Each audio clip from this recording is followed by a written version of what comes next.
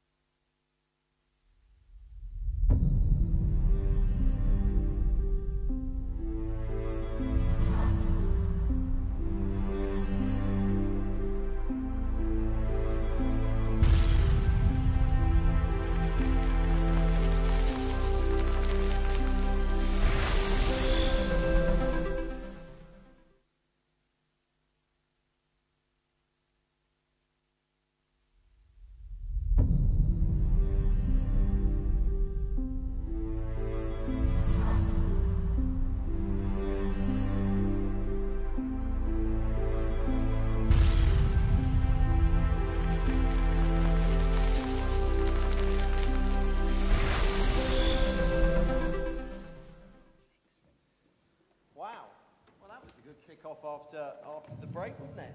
Data is such a huge part of our lives these days, and I really think that as designers, it's kind of our job to make people feel confident and comfortable with the data that's being collected on them and understand what it is.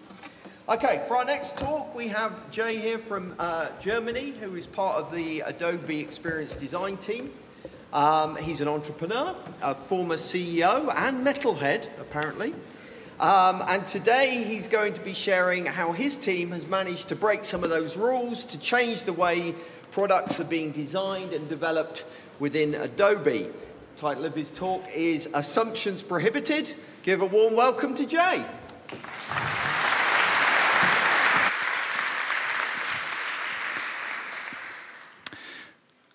Hi, I'm Jay, as said before. My day job, I'm working at the Adobe XD team. Besides that day job, I'm pushing two non-for-profits forward.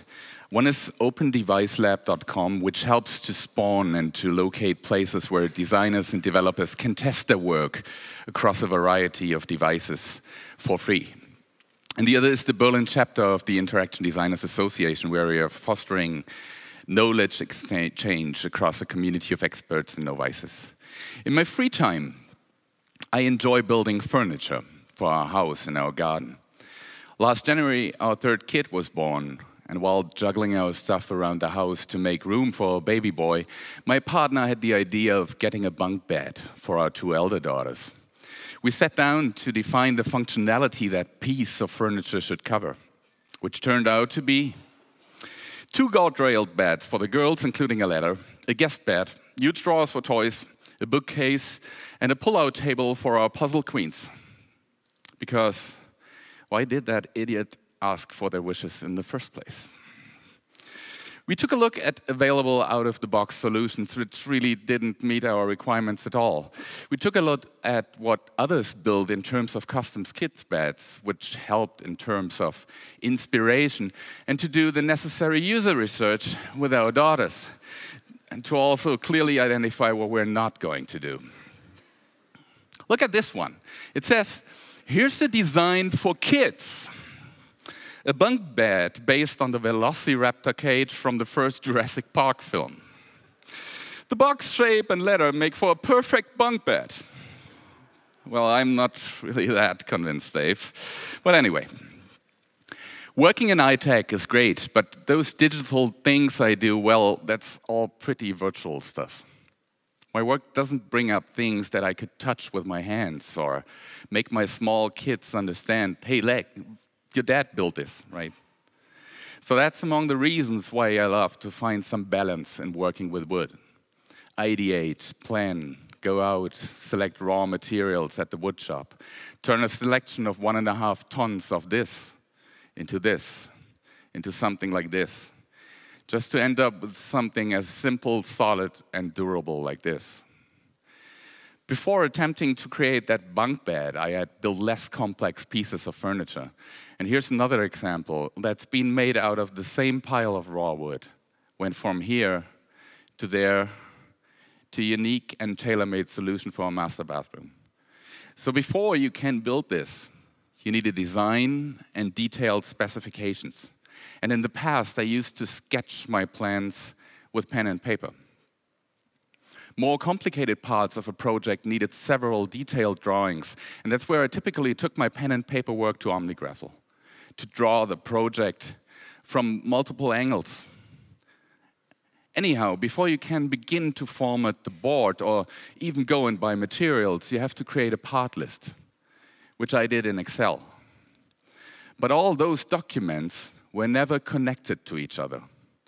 And while designing the project, wherever I realized a more fundamental change was needed, I had to examine everything, and too often to draw all those plans again. While I fleshed out the raw idea for that bunk bed, using pen and paper, it dawned to me that the old patchwork of tools would not cut it for this thing. Also, this bunk bed, drawer, bookcase, guest bed, puzzle table ladder was like sort of far too complex to be based off a multitude of 2D plans.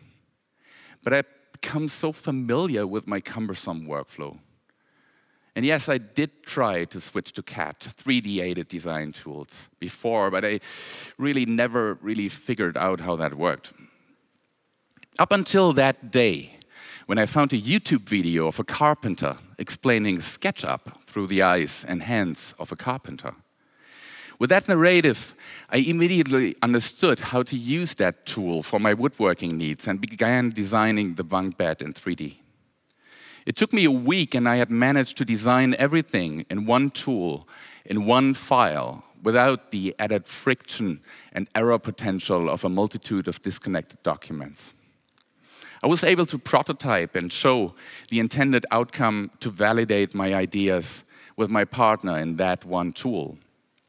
And then I could even take my 3D design to the workshop, pull out the specs to transform it into the 197 parts I needed to build the bunk bed.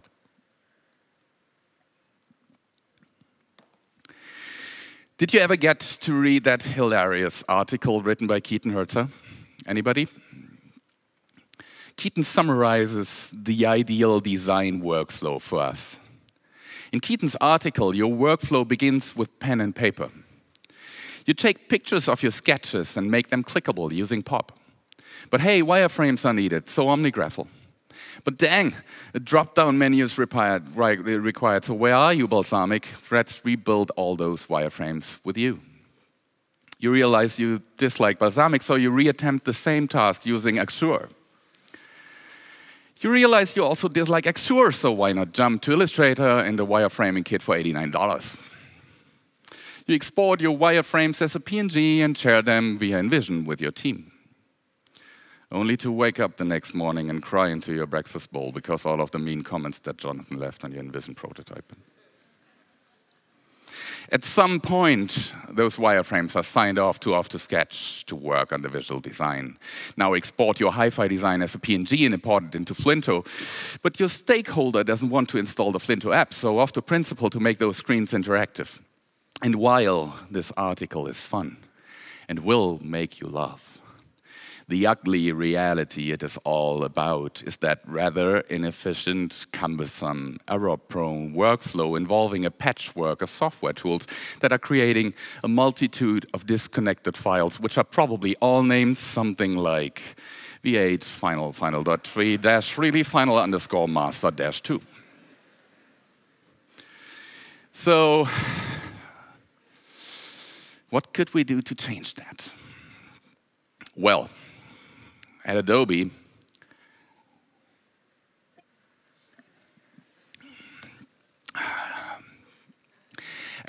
we have many great tools. Some are around since a quarter of a century.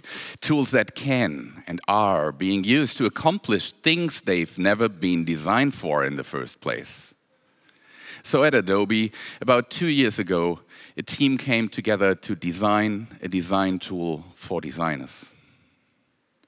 We looked at our favorite pieces of flagship apps and decided to start from scratch. We wanted to completely reimagine a design tool from today's perspective, build something modern and future-proof. What we built from ground up is now called Adobe Experience Design, or short, Adobe XD. With XD, we aim to enable you to design at the speed of thought. And good defaults encourage good design. So on day 0, a number of principles have been defined for XD that are core to the product and drive decision-making. First, XD is lightweight and approachable, but powerful and not limiting. Second, zero friction. Performance and UI should feel invisible to the user. XD is direct and real-time, accurate and instant. We're not beholden to traditional Adobe UIs. We took what's appropriate and left the rest. And third, XD is transparent and open. The community, you, are involved, and we're open and responsive to feedback, update our users on feature and bug progress, and our roadmap is publicly available. XD is fast and fluid while we're navigating around this set of artboards. Drawing is simple, precise, and vector-based, but pixel accurate. changing the design as in this repeat grid, or adjusting those stars, which is another repeat grid. Let's add my smartphone to the view here, where any edits made to the design are reflected in real time on the device. Let me go to the prototyping mode and wire up the home to the list to the detail screen, and we can instantly test our work to check how it feels on the actual device. XD allows you to do all the work, from wireframing or lo-fi design over to hi-fi design, right into prototyping, and up to sharing your work with your shareholders, maybe with your shareholders, with your stakeholders, to get their feedback, all the way down to production. The short-term vision is to enable you to create all your specs and assets from within XD up to handoff in that one single XD file. And another thing we recently announced to be added soon is versioning integrated to XD, as well as the upcoming collaboration features we're currently working on. Imagine to design at the speed of thought, but together in real time, just like you'd be collaborating on a Google Doc or an Office 365 document. Fast Company has had a lot to say about XD, from a slick design with zero learning curve to revolutionizing the way designers design and prototype website and apps. The publication recently recognized XD in its 2016 Innovation by Design Awards as a winner in the app category. And that's some pretty heady stuff. But my favorite comment from Fast Company may be about the completely new development process we are employing and the thousands of independent designers who are looped into that process to test builds and provide feedback to our pre-release programs. And Fast Company call that a uniquely nimble and transparent approach from an industry behemoth. And the core of my talk today is to share some specifics on that approach with you and explain where it has so fundamentally changed the way product is being designed and developed at Adobe.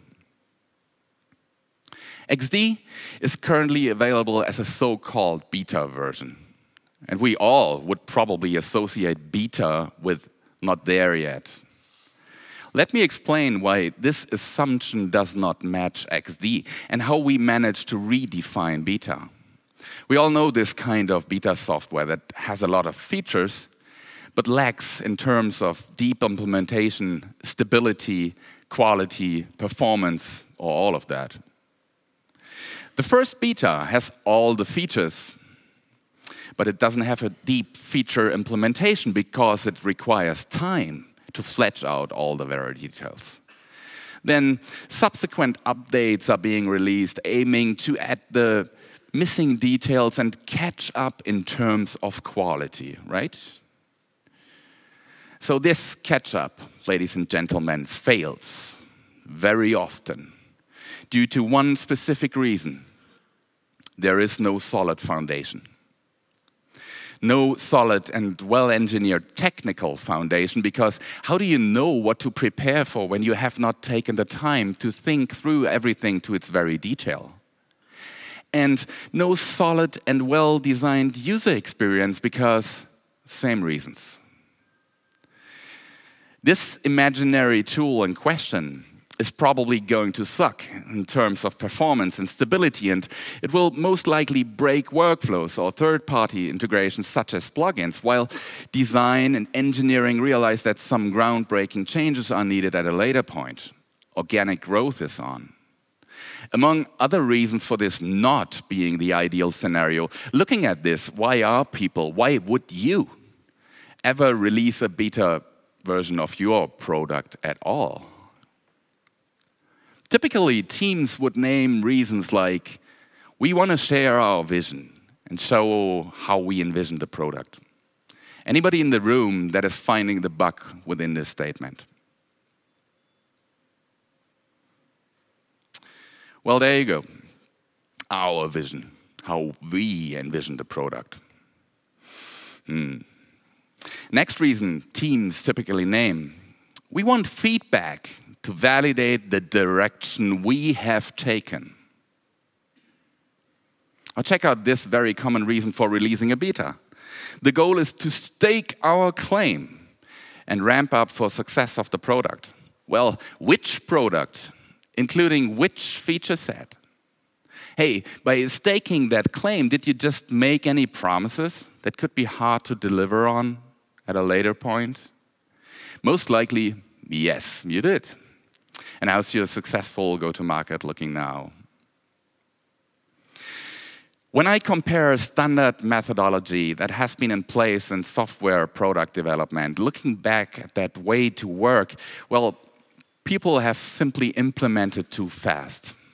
I have implemented too fast, using this standard methodology in my own 30-people software company in my time before working for Adobe. People have implemented too fast. We have implemented too fast, and you have also probably implemented too fast, both on the engineering side as well as in product management and design. Implemented without profound user research. In result, we've really only accomplished one thing with certainty. We shipped in the scheduled time frame. What we shipped, unfortunately, often has been a flawed implementation that our users never really wanted in the first place. So how can we end up with such an undesirable result for all involved parties? In software development, we have three key parameters coming into play. Quality, time, as in time to release, and scope, which means feature set. On the XD team, we're using this own version of the magic triangle of project management. We call it the Iron Triangle.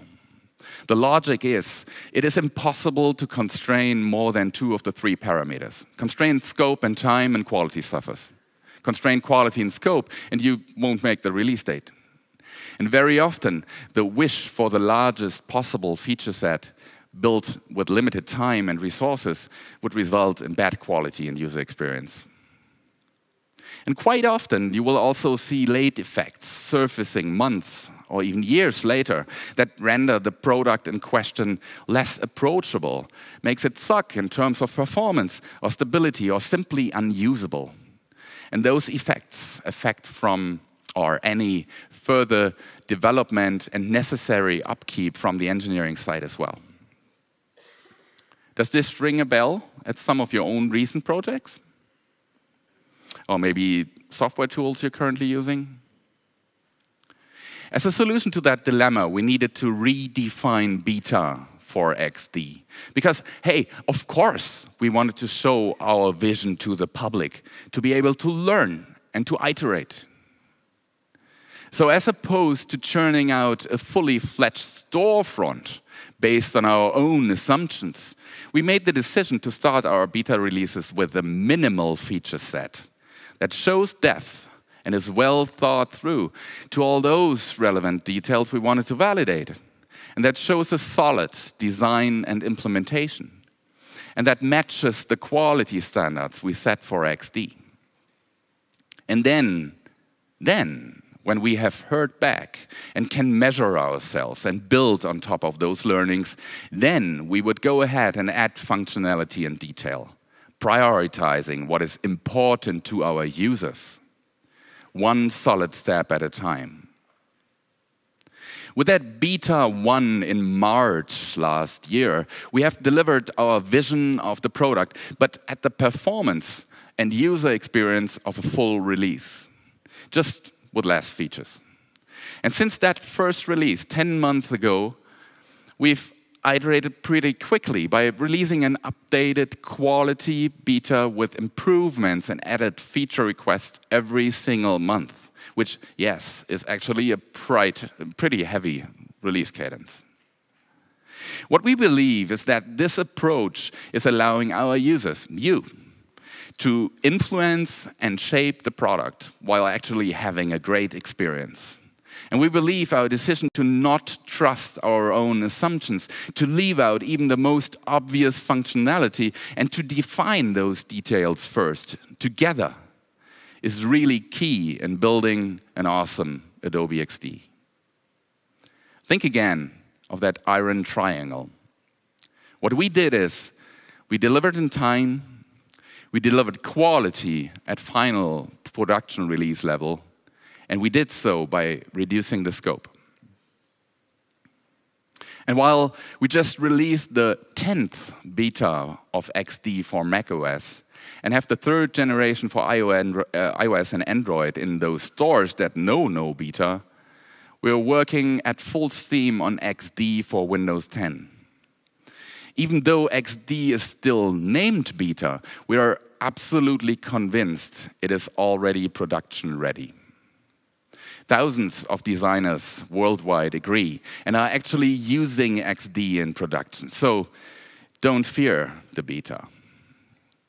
You'll miss some functionality while we're busy adding that in. But hey, that's what you miss with every other of your current tools as well. Working around by patchworking things together. But if you're not using XD today, you're definitely missing out on a great user experience and on designing at the speed of thought. So I told you how we redefined beta, but how did we manage to decide what to actually implement for beta 1? What could be done to identify the true needs of our users better and more precise? How could we ensure not to base our decisions on individual opinions? Well, we started off with the same method we are now using on an ongoing basis, user research. This is where we empathize, define, make something, show it, learn, and keep improving. Active user research happens in form of workshops, at customer meetings, or at community meetings. And I'm organizing another round of those in late February in London and in Berlin. So if you're interested, let me know, and I'm happy to invite you. User requests and feature ideas, but also those from our own backlog, would be evaluated and designed internally, then discussed with a selected group of users, or implemented as prototype and being discussed in our private pre-release program first before we go into production. And the next step is to implement any validated features into the public beta and ask for feedback from the public. The inception part is we actually use XD to prototype XD, which can be a bit confusing sometimes. Imagine being a designer designing a design tool inside the design tool you're designing for designers. Anyway, the whole team is working on taking and qualifying user feedback, and this is something we're taking from social media, comments to our blog posts, or straightforward via email, but primarily via user voice. Here's a screenshot from early October showing our user voice instance. 605 unique feature requests that came in those 8 months since beta 1 on Mac in March. Feature requests are being upvoted by the community, which influences directly which features will be addressed by us next. And as a team, we're asking questions, refine those ideas, discuss details, and provide a status completely transparent and in a dialogue with everybody. Layers are such an example. In the team, we said that XD needs no layers panel. Our collective standpoint has been that you simply should not need such a complex abstraction layer to design with XD. Just think of layers in Photoshop or Illustrator and how they add friction and complexity sometimes. Take this one, for instance. I mean, are you kidding me? Well, such an overhead should not be required to even create the most complex stuff within XD. And many pretty complex prototypes built by the community prove that to us, sort of. I've seen the visualization of an ATM containing way more than 450 artboards without layers being available in XD. Well, but the people really wanted their layers back. Look at that thing. 812 upvotes and 65 comments to it. And that is a pretty darn clear feature request. How people envisioned layers inside XD in detail, well, that comes through pretty clearly with the stream of comments to that feature request, where users are iterating on each other's ideas, challenge each other's concepts in such a constructive and professional way, it's simply unbelievable. Do you know the bottom of the internet problem?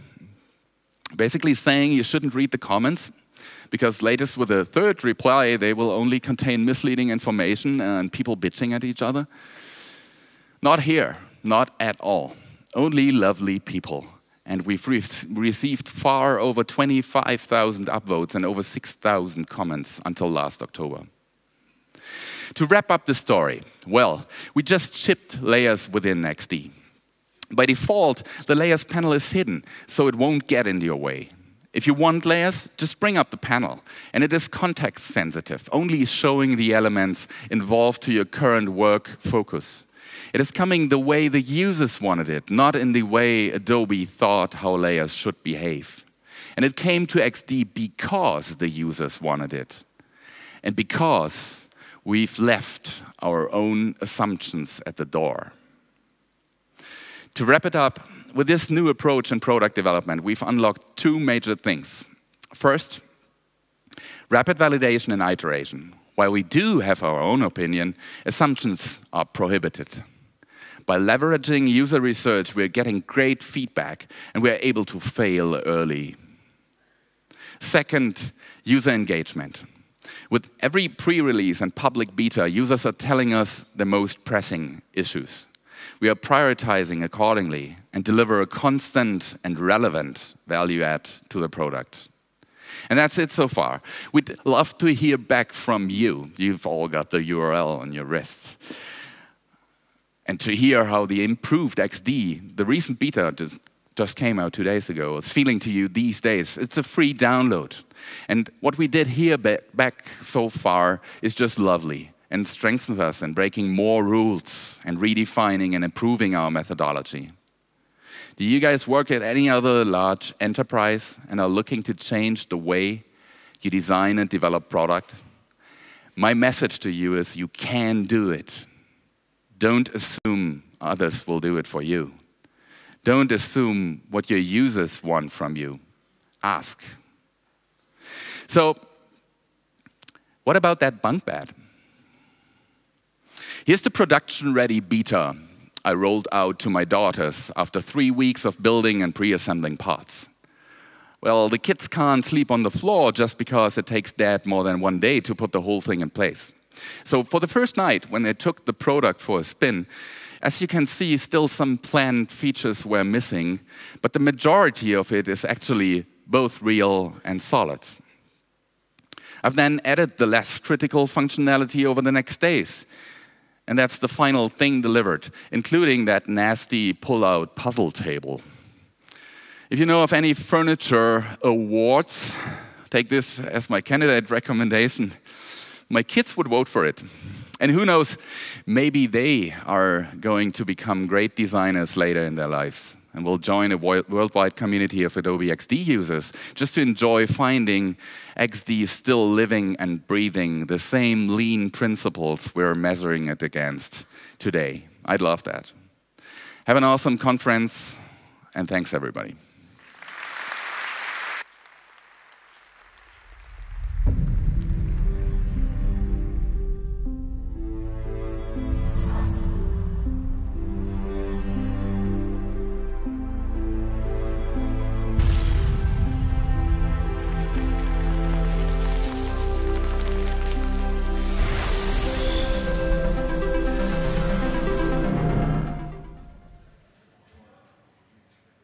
Oh, all right. That was an interesting session by Jay about the work they do on Adobe XD team and the prototyping, how it can be different, actually, even working on a big, big project.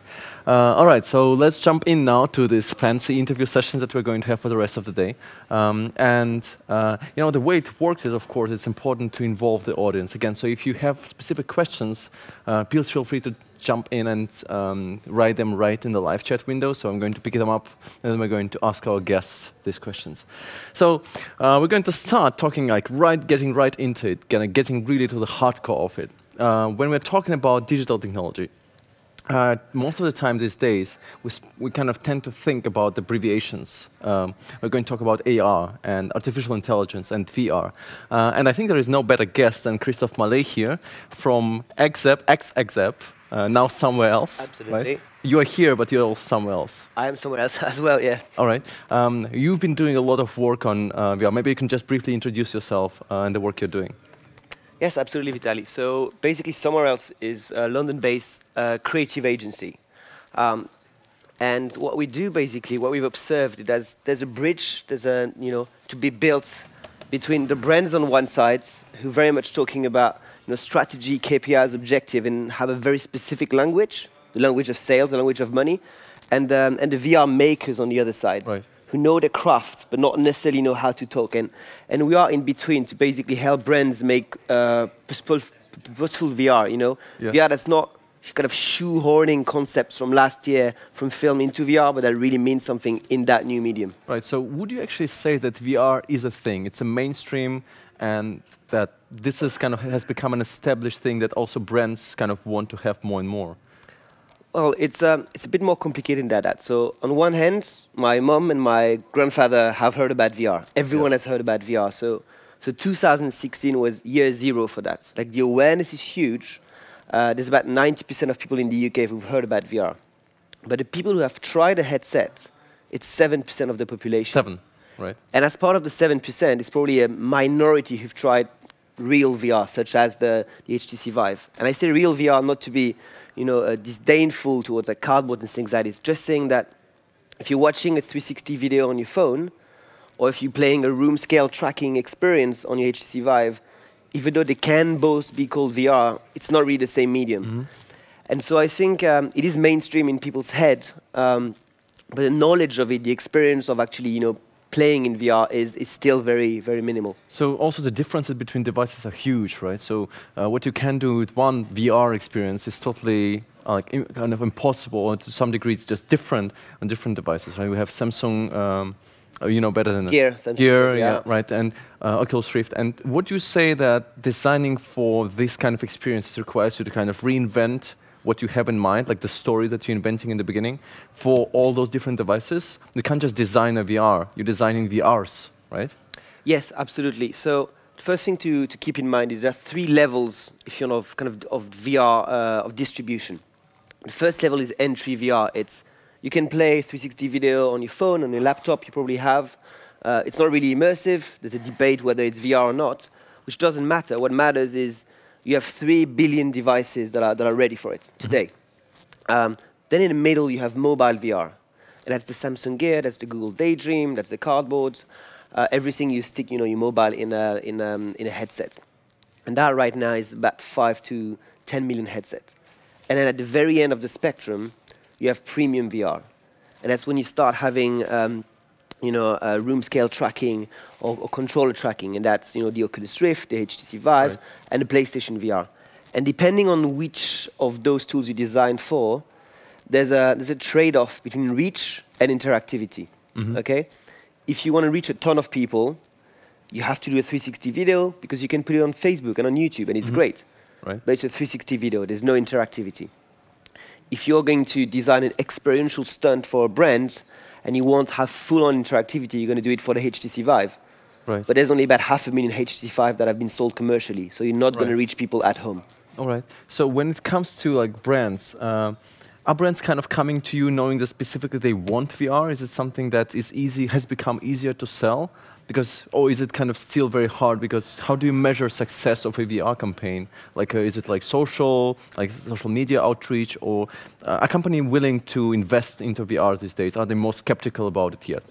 I think they're very curious and excited, but on the other side, they're very unprepared to what's coming, and there's a lot of confusion really. And what I think they need to understand is that VR is a very broad term. And what they can do. And in a way, the VR market today, for marketing, reminds me of social media circa 2010. when you had 10% of brands who wanted to be innovative and were doing social media for the sake of it, and you had 90% of brands who were still saying, well, this is a teenage fad. Right. And this is kind of where we are today, so there's a lot of education to be done. So I guess as a VR designer, like the person who is creating VR experiences, you probably wouldn't say that VR is a fad. Is it a trend, or is it, I mean, in general, would you say that everything's better with VR? Or is it going to stay this encapsulated thing that's going to be used a lot in fashion industry, and entertainment industry, and music industry? Or is it going to, in your opinion, is going to become a widespread thing that's going to be used pretty much on websites all the time as well? I think VR is here to stay. 6 months ago, everyone had the debate whether VR was like 3D TV. And VR is not a feature of any other medium. VR is a new medium in and of itself. It is to TV what TV was to radio, if you want. In terms of models and how VR is used, today you have very clear business models. In the real estate industry, in healthcare, in education, in training. Those are established models because of their convenience, because they're financially profitable, and those are here to stay. In entertainment, there's maybe a bigger question mark. Mm-hmm. And that's for two reasons. One is the tech is a bit clunky at the moment. So HTC Vive, you have to spend £800 for the headset, £1,000 for a great computer. You have to be rich to have a big living room and to be able to clear it out. It's complicated. So the tech is not here yet, but it's just the first wave of consumer headset. And on the other side is the content. Because you only have 500,000 Rifts or 500,000 HTC Vive, not a lot of big studios have designed with like AAA content, simply because the market is too small. Right. So all of that is going to evolve, and I really think that give it 2 or 3 years, VR will become one of the first mediums for entertainment for pretty much everyone. Okay. Now moving back maybe, or moving onwards to design part, because most of us people watching the stream are designers. So if you want to kind of move from traditional advertising work or digital design work, illustration and web design towards VR, what challenges should you be expecting? What are the kind of the complicated things that make designing VR maybe slightly more complicated, or moving or transition from traditional design towards VR more complicated? What are the things to keep in mind? So I think the first thing to keep in mind is, and let's talk about true VR now, like room scale tracking, full immersion. The first thing is you're putting people in a new reality, dropping them in a new reality, and this psychologically means a lot. It means people have a fear of missing out. So people are going to look around. They're going to focus more on the visual than the audio at first. So you have to pace whatever your experience is a bit slower to allow for that. The second thing is, after fear of missing out, is fear of literally being eaten by a tiger, because this is how we're rooted like in our DNA. Videos like where people just drop on the floor because they're jumping somewhere. It's like we can see it all the time. It's exactly so. You have to ease. It's really immersive, right? It is. It is immersive. It's called presence. So this is the psychological phenomenon by which your brain says, "All right, I'm there." But when you reach presence, indeed, people can be afraid. So you have to ease them in, and so. Really, there's this idea of audience experience design. That's when you really put the human at the center and say, okay, what is he going to receive cognitively speaking? So that's how you organize the information, and obviously it cannot be 2D or semi-transparent panel. It has to be more clever than this. But beyond the cognitive aspect, you have the emotional aspect. Is it fear, joy, excitation, sadness? What emotional outcome do you want your world to kind of induce, if you want? And the last one is physical. And the basic story, and we did the same, every single VR studio, their first video, they would have the camera in the middle and people around, all around in 360 degrees, which is stupid. Because we exist visually in that 360 environment, but I haven't looked behind me since I started talking to you, and neither have you. So the 360 canvas is important for immersion. It doesn't mean you have to use it all. It's just not natural physically. So you have to think about how human reacts. On the other hand, for sound is 360 all the time. Right. But in the end, it's all about kind of embedding a story, because you as a storyteller, basically, right? You're embedding a story into this new space to allow users to, players, to kind of explore this environment, right? So what does it actually mean for designers? So you still design with paper first, and then you kind of have to move to this space, or you're designing more rather than interfaces, you're designing now spaces. Is it correct to say so? Is it? You're designing spaces. So what's interesting is when you talk about VR, the basic model of VR is creating an experience. So, and I'm meaning experience as opposed to information. Conveying information might be done better actually in 2D or via screen. Conveying an experience, an immersive experience, is done better. VR is the medium of experience, not the medium of information. And when you do so, you're trying to tell a story. But there's a lot of storytelling tools that you have to give up. For starters, the field of view, for example, on the Samsung Gear VR is 96 degrees. But you have 360. So meaning at any given time, the viewer is only seeing 25% of the environment. So how do you tell a story when you don't know what the viewer is looking? Exactly they're going to look at. Yes. Exactly. So the first wave of VR directing, if you want, was a lot about like being a matador, like finding tricks to get people to look left and right. To guide their attention to specific points. Okay. So you're going to use sound, you're going to use movement, but I think it's the wrong approach. I think, how does an architect direct the gaze of the viewer? The answer is they don't. They build a space. And I think it's exactly the same for VR. Don't try to guide the gaze of the viewer. Try to give him a space where naturally, wherever he wants to look, cognitively, physically, emotionally, something is going to happen. So I had a talk with Alex McDowell, who is the production designer on Minority Report. So a hero of all designers and so visionary. And what he said is, in the cinema world back then, you had the script. Someone would write a script, version 1, version 50. Then the script is signed off, and then they give it to the production designer, and they're like, "Off you go, create a world." Create cities, create transportation, create entire UX. But the script is already there. In VR, it's the other way around.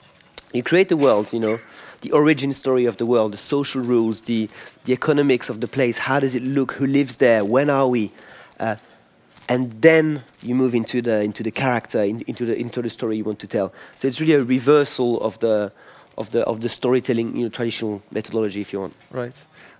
Interesting. So, based on the experiences that you had when you worked with really major brands, I don't know if I'm supposed to mention them, but you've been working with really big brands. So if you, because you spent so much time in this space, kind of designing for VR, can you share maybe one or two really tricks or techniques that you discovered the hard way? Maybe things you wish you'd learned or you'd known better before you started out, before you lost so much time or wasted so much effort on making one specific thing right? I think there's a lot. The first one is what I told you about the 360. Yeah. Really thinking about how people behave in real life and not using the medium as a gimmick. You don't want people to break their necks. That's the first one. The second one is the use of audio. Because people are immersed in a new world, they will be visually, like the cognitive load, if you want, is going to be concentrated on the visuals and not necessarily on the audio. So it's hard to convey stuff through voiceover. It's easier to convey it through motion graphics and added graphics. And the last one that's interesting is what they call the Patrick Swayze effect. So Patrick Swayze, the movie Ghost? Yes. A lot of people say VR is fantastic. It's breaking the fourth wall. Because you are in that world, then you belong there.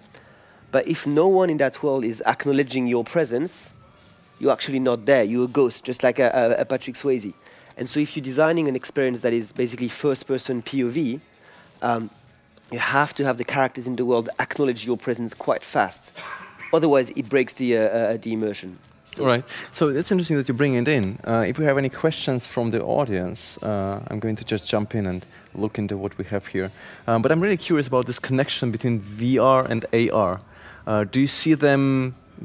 Do you see specific use cases when they can be used together, or will they mostly be used together, or is it just two separate fields? What do you see happening? Is there kind of a tight connection between them, which is really present in most of the work designers do out there? I think they're in a way they're sister technologies, but they're going to be used for widely a different usage. Okay. The vision that a lot of people have is that, with Magic Leap and mixed reality headset, is that in a few years from now, everyone will have one all-in-one headset that will do anything from absolute real reality to augmented, merged reality, all the way to VR, where you're full virtual. So it's a scale, if you want, from 0 to 100, as opposed to two separate technologies. VR will really be for isolating you in another world. So it's actually escape from reality and share a new space with with people for social VR experiences. Whereas mixed reality, augmented reality is the opposite. It's like making the virtual converge with the real and augment it. So I don't know if you've seen the viral image about the Pokemon Go app. There's this viral image, like drawing of a guy who's looking at his phone like this, and there's a Pokemon riding on his neck. Oh, right. And the fact that we are the slave of that app in augmented reality. I think what's going to happen is actually quite the opposite. Is when you're going to have an augmented reality headset for 10, 12 hours a day, because you're going to work in it, you're going to communicate in there, it actually has the power to reconnect you to reality. I'm going to be able to look around in that room, and I would have, I could see there when the building was built. I could have information about you and where you come from. And scary, but fantastic, because you're adding layers onto reality, layers of knowledge onto reality. And I think for designers that are fascinated by information, AR is going to be more on the information side, whereas VR is going to be more on the experience side. Right, I see. That's really interesting. Always makes me think about Black Mirror when I hear about this kind of experiences. We have some questions coming in. One of them is from Adam, asking, how would you imagine browsing or integrating the web in VR? The first question is why would you, if you know what I mean? It's okay. Let me rephrase that. Going back to information. What's interesting is information. Before Google, basically, to have access to information, you either have to have a degree, education, or to go to the library. Simple as that. In other words, you had to be rich. Okay. Now, with Google and internet in general, you have that access to information for everyone who wants, more or less for free. For experiences, it's a bit the same. VR is going to build a web of experiences. You want to be somewhere, you want to feel something, put on that headset, and you are going to be there. That's basically where we are. So, when it comes to bringing the web into VR, you have to think how would being 100% immersed in the information and disconnected from reality add in. So I know people are working on data visualization, for example, which can only make sense in a kind of room scale tracking interactive world. In that way, it makes sense. But if it's to turn the current heritage of websites into 360 ones, it is not going to work. And the few experiences of web VR that exist today are not really convincing, in my opinion. Interesting. I have also a question coming from John, asking, why would Christophe say VR is going to be different to 3D, which has disappeared from broadcast TV sets? So why should we invest? The answer to that is 3D TV was a feature of a TV. If you're watching Gravity on your 3D TV, or Gravity on your normal TV, you are still watching Gravity. Whereas, let me give you an example. There's this video in Japan of a VR experience where in the room you have a setup. It's a plank of wood, and people are working on it, and they have to save a cat. Okay, it's simple like that. Except in the VR, the plank of wood is suspended in the air, 200 meters over the city. 60% of the people did not save the cat in that VR experience. Now, if you were playing the exact same game on your TV, A, 100% of people would save the cat, and B, would be incredibly boring, right? And it's just an illustration of the fact that they are two completely separate mediums and ways of telling story. Okay. Another question coming from Simon J. So in VR design, what is the next big hurdle? Or what is the main challenge that you have to solve every now and again, which kind of requires a lot of time and effort and potentially even costs so much? I think the next main hurdle challenge, what's going to change everything, is bringing social design into VR. At the moment, one of the... You mean like integration with social media, or is it more interactivity between players, between people involved? Yeah, interactivity between people involved. At the moment, it's it's separating you from reality, right. and therefore it's such an isolating experience that we tend to not necessarily like it. And it's going to be interesting to see how designers can make a VR experience shareable. So you and I I don't know, visiting Australia in VR, for example, but without your presence in that experience breaking the immersion. Right.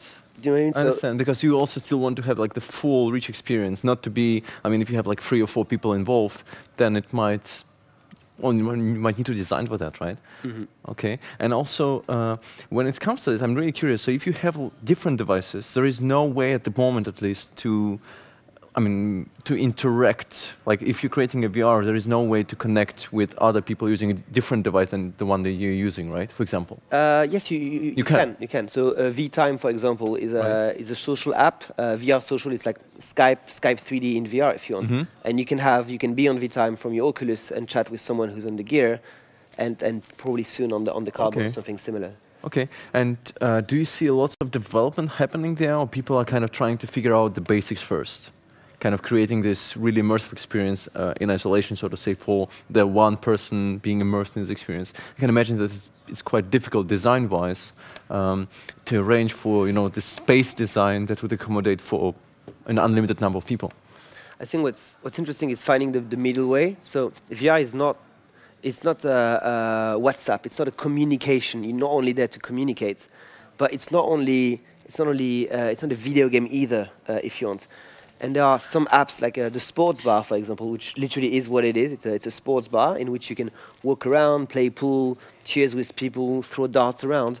And so it's not really a video game, because you're not winning points or anything. There's no levels. There's no end to it. It's not only communication. It is a virtual space to hang around with people. It's not very interesting because sports bar exists in reality. But you can imagine it's that kind of third way that's interesting to explore. All right. Maybe just a last question from Anna Udria.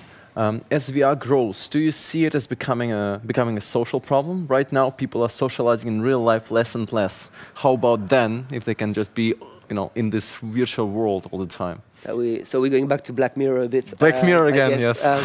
It's VR is a medium, and as a medium, it's value neutral. It is what the people make of it. Yeah. So it's up to us, the designers, to actually figure out what to do with it. And we also carry responsibility for what we're designing in that, right? It's all about responsibility. But people are really good at using and abusing technology in all kind of ways. So it's about, I mean, if you can create a habit of socialization, of people sharing all together, that is amazing. If designers can create experiences that are not isolating, but the other way around, taking the empathetic, power of VR to bring people together, it can be a fantastic tool to change minds. All right.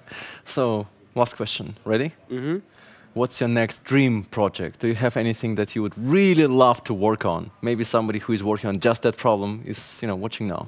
I think it's a bit superficial, maybe, but I just want the Daft Punk to give me a call. Oh, really? and to do a visual experience. If you're watching? Simply because of the music, obviously, what it could do with sound and spatialized sounds would be amazing. Also because of the visual, culture that they have, and finally because the whole theme of their body of work is man and robots and machine. And I think just having them syncing in VR would be fantastic. So if anybody is watching who is even remotely connected to Daft Punk or anything friends of that kind, with them, yes, please, send us a message in the chat window. Just call you directly. I guess you're not that difficult to find. Not at all. You're not hiding in virtual reality. Absolutely not. No. All right. Excellent. So thank you. Thank you so very much much for joining us. All right. Excellent. So we are kind of finished with the first part, with the first interview, where we talked a little bit with Christophe about VR and the challenges it poses for all of us. We'll continue next after a short 5 minutes break with Paul Boag, talking about how the world is changing in terms of digital. More specifically about UX and how we can create better experiences for our clients and sell UX to clients, all right? So this is going to be quite a tough conversation. So let's jump into it in approximately in a few minutes. So please stay tuned.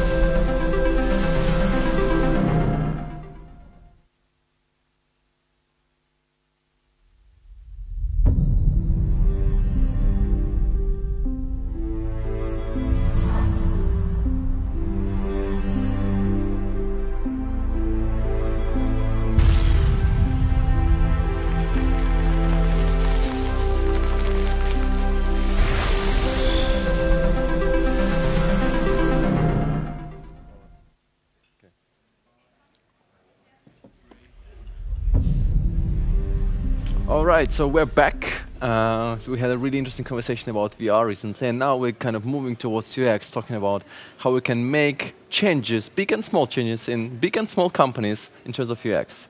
And we have wonderful Paul Boag, the one and only.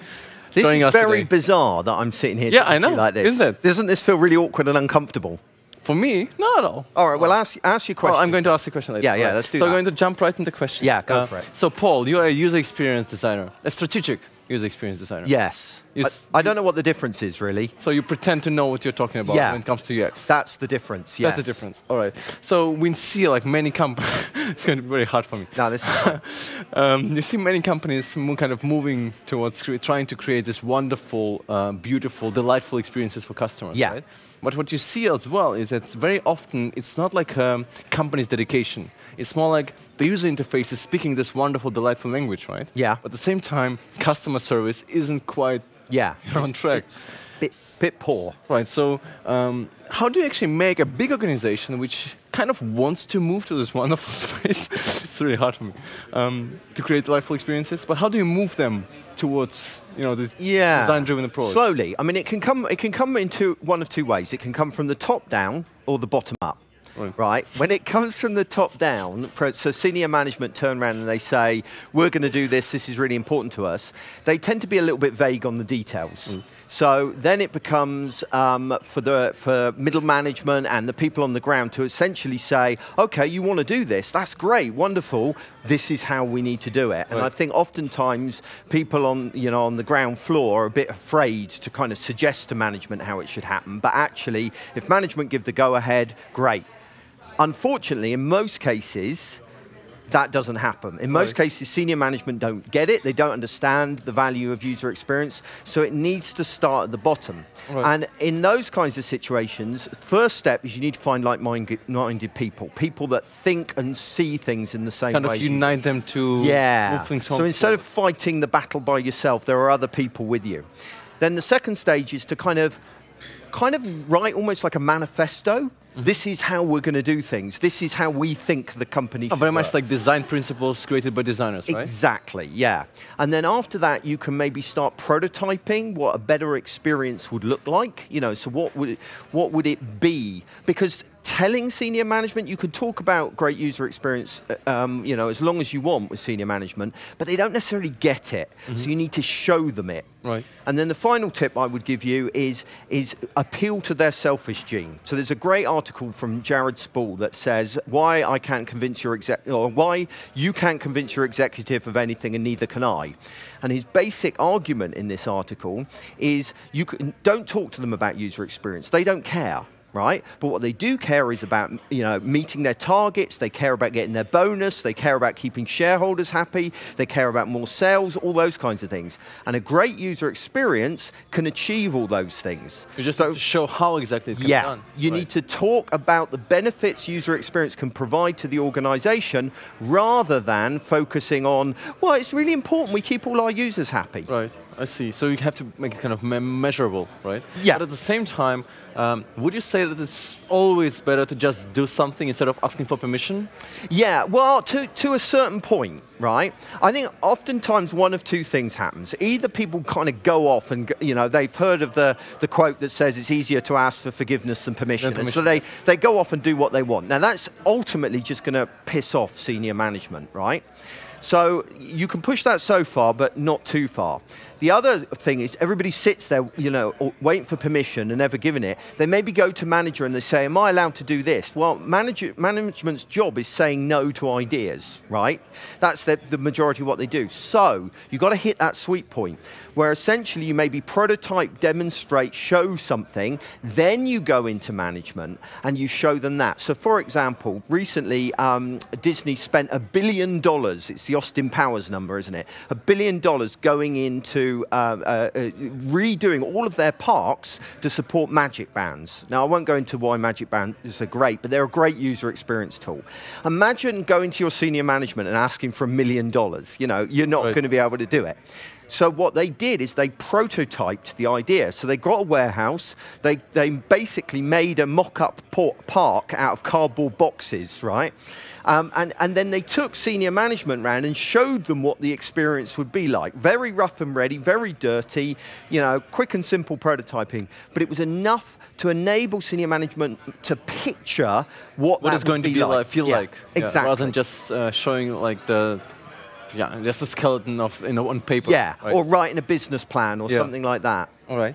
Interesting, but also when it comes to this kind of amazing, delightful experiences, right?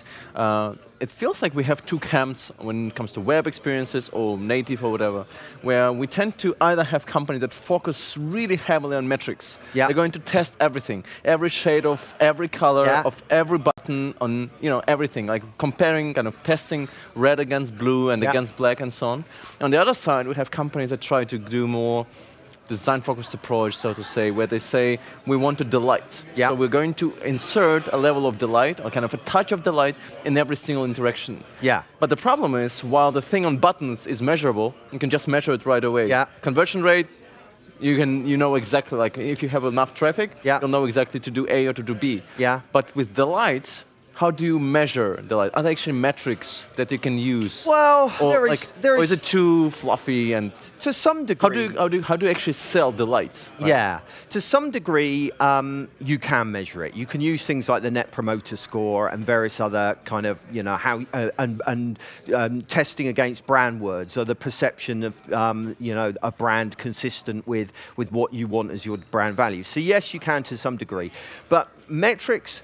You've got to be careful with metrics. I'm a huge fan of measuring everything. I think it's really important to do, but you can't let that dictate a design, all right? So I'm a great believer in letting the designer have the freedom to experiment, to try stuff, see what works, and then you use metrics to measure whether or not that is working effectively, or which of multiple approaches would work better.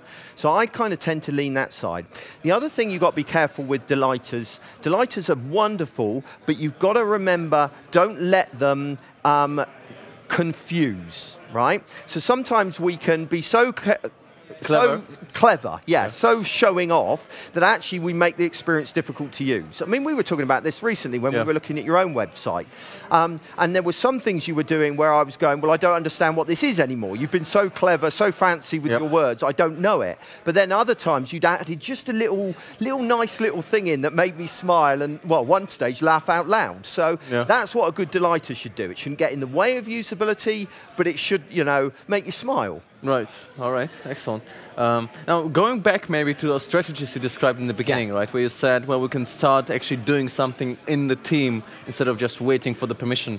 Can you recommend any, and I know one, guerrilla strategies, tactics that you would say, do that and you'll see results right away? There's one that amuses you, isn't there, that I gave in a talk recently, and I'm giving again here, which is we all produce things like personas, empathy maps, user journeys, and we produce all these things and then they get shoved in a drawer somewhere and forgotten, don't they? Which is just really rubbish. We can do better than that. So make them attractive. MailChimp did this with their personas. They turn them into gorgeous posters, right?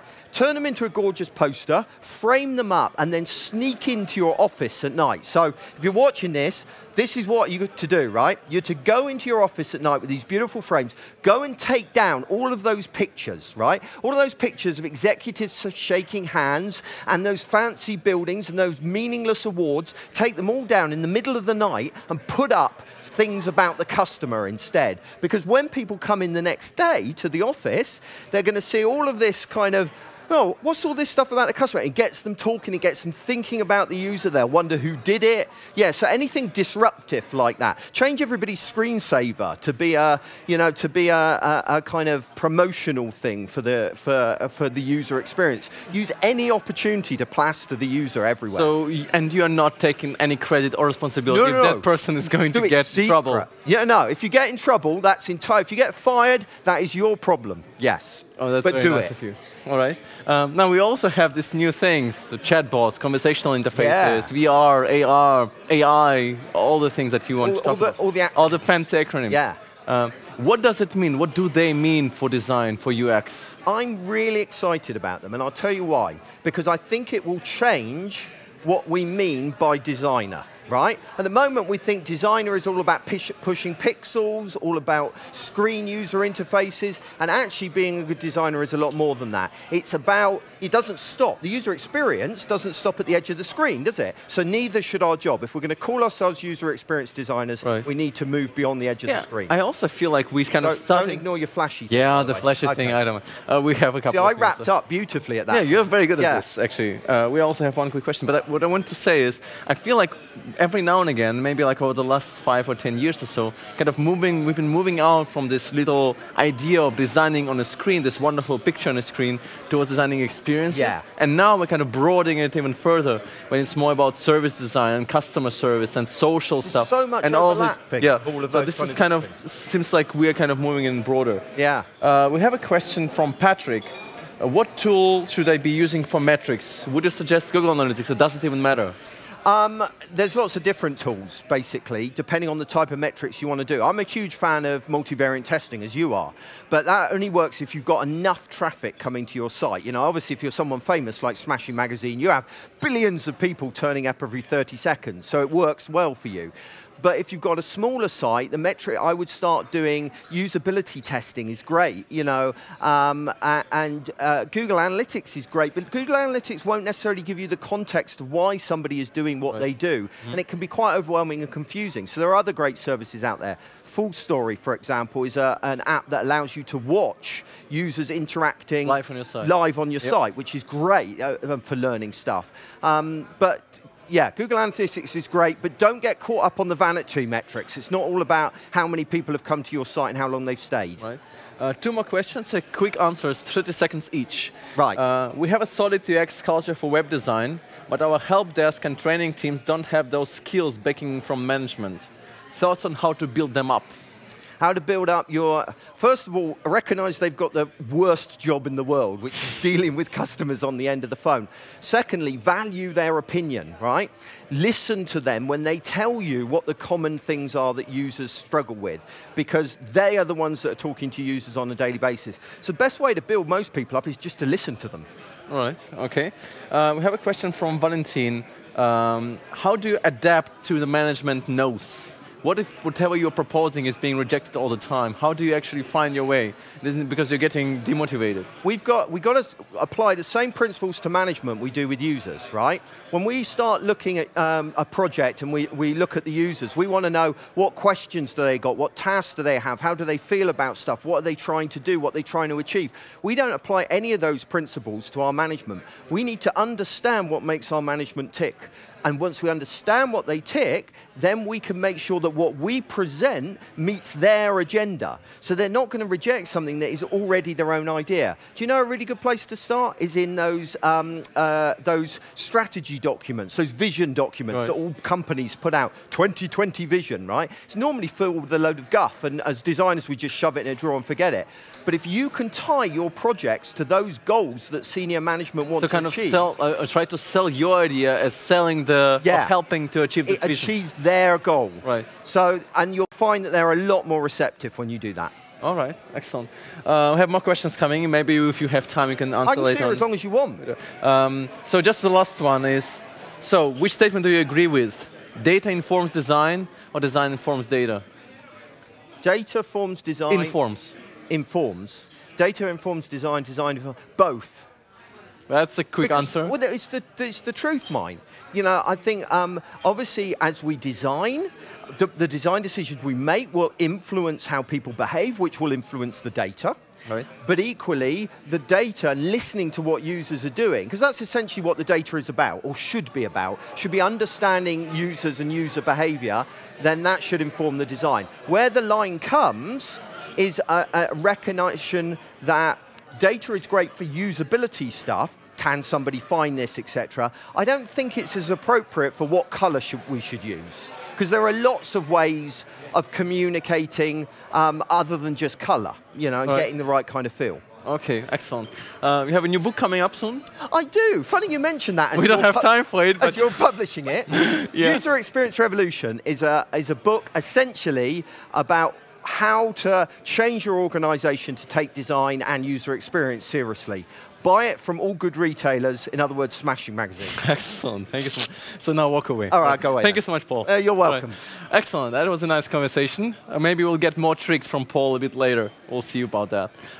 Excellent. So now we're going to have a really short break because we need to sing some people here to come up next. And as next, we're going to talk about the role of UX in enterprise.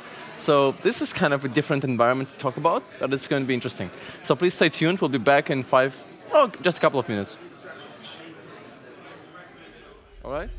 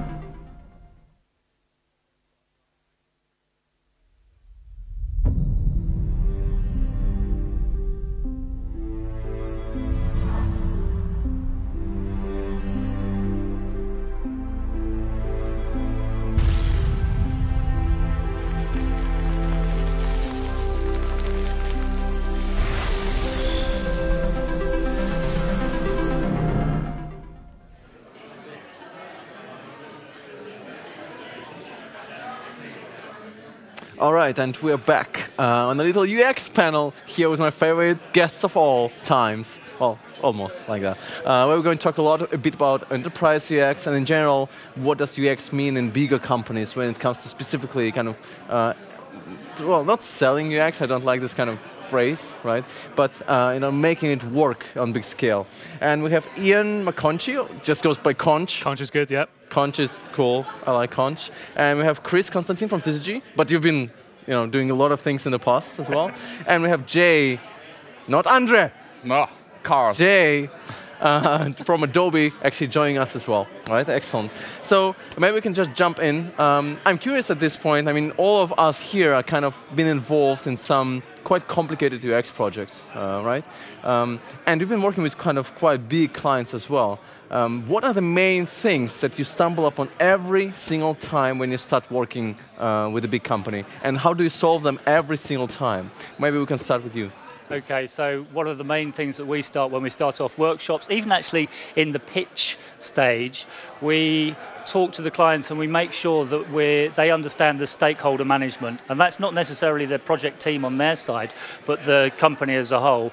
We're building some software at the moment which has a user base, but then that sort of ripples outwards. And we have to make sure that the people involved in the project send the message out to the other people who are waiting down the line for this new software that's coming along, and managing expectations, because sometimes when you're putting prototypes out, really low fidelity things, people at the other end see them and say, yeah, but I'm clicking on this and it's not doing what I'm expecting it to do.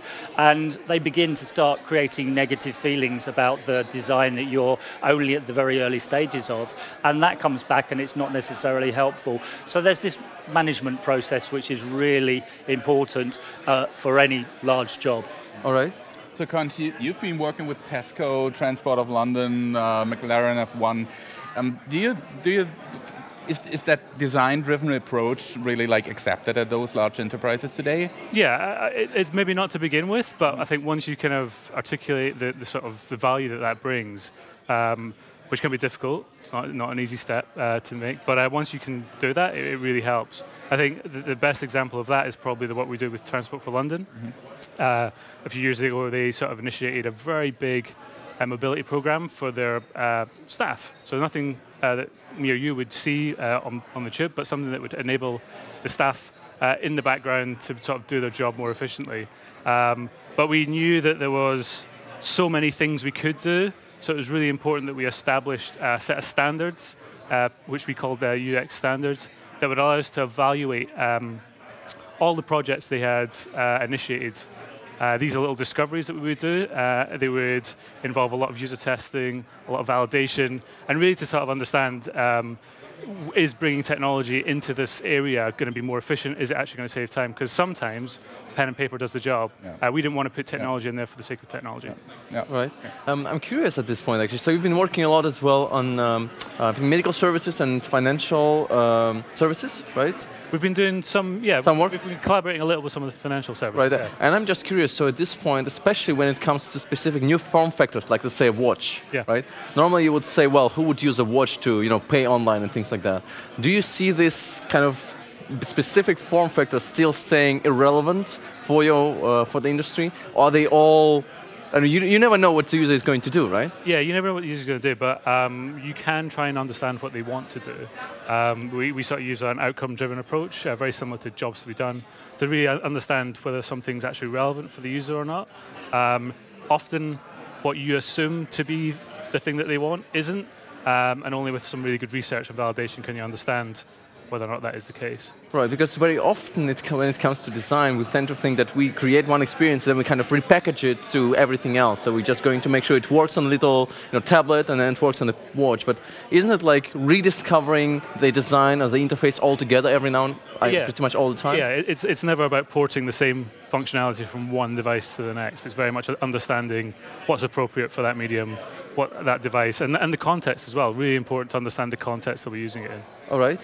So Chris, when we talked earlier, you said that your work is designed to meet very specific and measurable KPIs. How do you actually measure like a delightful experience? A delightful experience. Well, it's one of those things that when you set out at the very beginning of the project, you agree the KPIs with the client, and if you're meeting the KPIs, whatever they may be, in theory, you're giving some element of delight both to the client and to the end user. And it depends what the experience is, but what we have as an ethos at Syzygy, where I work, is that we design happiness. Now, there's no one line which will actually explain what happiness is, but we hope that by using the products and services that we design, that the outcome of those products and services is achieved, and that people return. Now, if that puts a smile on people's faces at the same time, then it is classed as delight, perhaps. But how you actually measure it is nothing that I would say has a specific scientific answer. Probably people would disagree with me, but I've not yet seen results of some project that has the delight factor put there number on of paper. smiles. Yeah. smiles. I mean, yes, you could do. You could have the number of likes on something, but not every product has a little heart shape somewhere in the corner. Yeah. It also feels to me like very often when we talk about delights, it feels like delight being delightful is more like a long-term strategy, while having like more clicks or things like that, or more sales is like more immediate strategy, right? So if you want to invest into like creating delightful experiences, then it means you're playing a long-term goal, because you want to create this loyalty with your customers, kind of building this relationship. Well, if you just want them to click on a button, they're going to click on a button, then they're going to leave maybe and not come back, right? So that was not a question, I'm sorry. But I have a question for Jay. So you are working on Adobe XD, and this is not a simple product to build or design, I think. It's interesting to see how we can apply UX when we're building just traditional, regular things. But when you're designing a product for designers who are very critical about design and everything, there must be some challenges that are kind of really complicated to tackle. So maybe you can share some of them. Yeah, well, I mean, the question I asked myself before we actually started to build that thing is like, how can a designer, user experience designer, like take the actual patchwork of tools, because the user experience in working with those tools is actually the opposite of what they strive to do for their customers, right? So you are absolutely right. The expectance bar is super high. I think the biggest challenge has been, like I tried to explain in my keynote, to really leave our own opinion at the door, right? To go out and really empathize what those designers, our users, think and request and want XD to become. And this is, especially like in a large oil tanker Adobe it's quite a change. But I believe we like sort of did it. It feels like that. It's the feedback we're getting. So yeah. All right. Because you're actually supposed to take over the next question, I think. I am? Yes. Oh yeah. Oh. You're the man. Yeah, that's fine. Iain, let's talk about that rise of recent new tools or established tools like Figma or Sketch, and others that try to come up with just that very tool you're looking for. What do you think would be the ideal solution today and maybe tomorrow to fill the gap between design and development? And what do you think XD's take is on that? Yeah, I think we've seen, like you say, a rise in tools over the last probably 2 years, I think. We've seen a lot of stuff. We've gone beyond just Photoshop and then redlining and handing to engineers. I think with all the different tools, a lot of them you're kind of hacking together to try and get that perfect workflow. Nothing has quite sort of nailed it yet. I think what's encouraging about what we're seeing with XD is the fact that they are starting to bridge those gaps. So the fact that you can design and prototype in the same workflow is really, really smart. The fact that you can then share that and get feedback and almost return immediately to your designs, again, is really useful. I think the kind of the next hurdle, which I'm sure you guys are already fully working on, is how do we sort of enable the handoff? How do we make sure that that's really seamless? There are, like I said, stuff that's out there already that does that for us, but it'd be really good to sort of see you put the same energy that you have into what you've got so far into that next step. Yeah. So looking at XD, I see you brought something for us. I mean, what is like You guys are using it at customer projects. So yeah, what would be the one thing you would like to point out? There's a few good things when it comes to designing in XD. I think kind of the stuff of, I think one of the talks I've seen you do before, Jay, is around lists. There's always seems to be kind of continual lists and that kind of repeating pattern of elements. So in this example here, which is a weather app we've been working on with the Met Office, you have these cards. These are snapshots that sort of give you like a snapshot of what the weather is for that day. You can change it from from hourly view to a 5-day view. And these are repeating, and part of the app allows you to go in and add as many of these as you want. So to create this card here, and then have to kind of recreate it or copy and paste it is really kind of tedious. So what's great here is I've set this up so that I can actually now build out as many of these as I want to get a real view as to what's actually going to be required when I have that extended view. And what's really great as well is if I jump across here, and I look for, let me just grab this stuff here, assets. Oh, we're offline. Great. Okay. As it always is with live stuff. Always the same with live stuff. But I like how he's plugging in the logo of his company. Hey, yeah, I got to get the plug in there. That's so nice. Assets here. So sorry, let me get back to this. So locations, I've got a text file which I can use here, and I can actually use this to sort of change the text that's in here. So I've already done this, so you probably won't notice a change, but had I changed that, that would repeat across the grid, and it's really useful to sort of use live data, because often testing with just static comps isn't good enough, so that the more data and sort of realistic, again, it's about context, testing in context, and getting that data into the device. As well, doesn't it? Exactly, yeah. So actually these little images I've got here, if this is actually going to work, let's see. If I take this and drag it onto one of these, let's have a look. You can see there that actually I'm able to sort of simulate what the different weather would look like on this one as well. That's really interesting, because actually what we see right now is this new breed of all these tools, right? And it seems like the one thing that's still missing, that's like really this gap, is that we try to create experiences that are going to work long term. This is why with style guides and pattern libraries and design systems and all those things kind of come into place.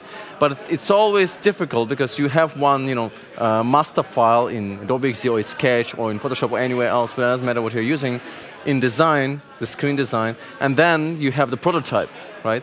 So I think that this is like the gap, when as you update your master file in the design, if we could immediately have update at the same time in the pattern library or design system, whatever it is you have, that would make so many things so much less complicated. I think this is the one main gap that's kind of still existing. And we get the same feedback, and that's what we're working on currently. I think a first step on filling that gap will be with XD very soon. So. Oh, I'm really looking forward to it. Yeah. This sounds really interesting. We also have some questions coming in from the audience. One of them is for Chris. And the question is, what are the most important skills that you're expecting from UX designers today? Well, skills is probably the wrong word. It's attitude and aptitude, really. So yes, we can have like a bulleted list of whether they can do wireframes, whether they can do this, that, and the other. That's not useful.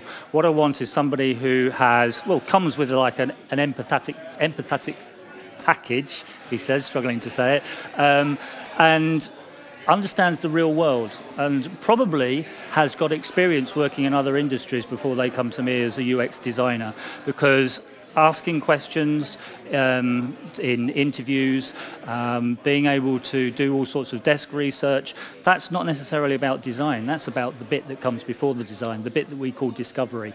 So I've got in my team somebody who used to work for BBC Radio 1 as a reporter doing Vox Pops. He brings those skills to Syzygy.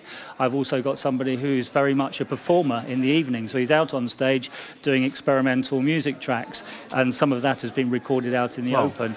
And he changes his tracks according to the responses of his audience. Oh, yes. So these sorts of things you can bring in to user experience and the design. And so I don't hire two people the same with the same skill sets. That's just not right. That's really, really interesting, because I also know some companies who actually specifically are looking for comedians Yes. Because why? Well, because if you hire a comedian, they know exactly how to write good copy.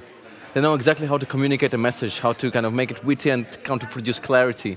So this is like this really nice mixed bag of different qualities that are kind of really, really critical at this point. We have more questions coming in. I just don't know where to start. What errors or problems in UX design across all channels do you see the most? Are they easily fixed? Maybe it's a question for you. Across design channels, across all the channels. What are the common problems you see, like UX issues that keep appearing every time? Okay, stuff that keeps appearing every time. I think there's a tendency to reduce. Over-reduce? Over-reduce. I think we see it a lot with onboarding or when you're trying to get users to try and understand the process.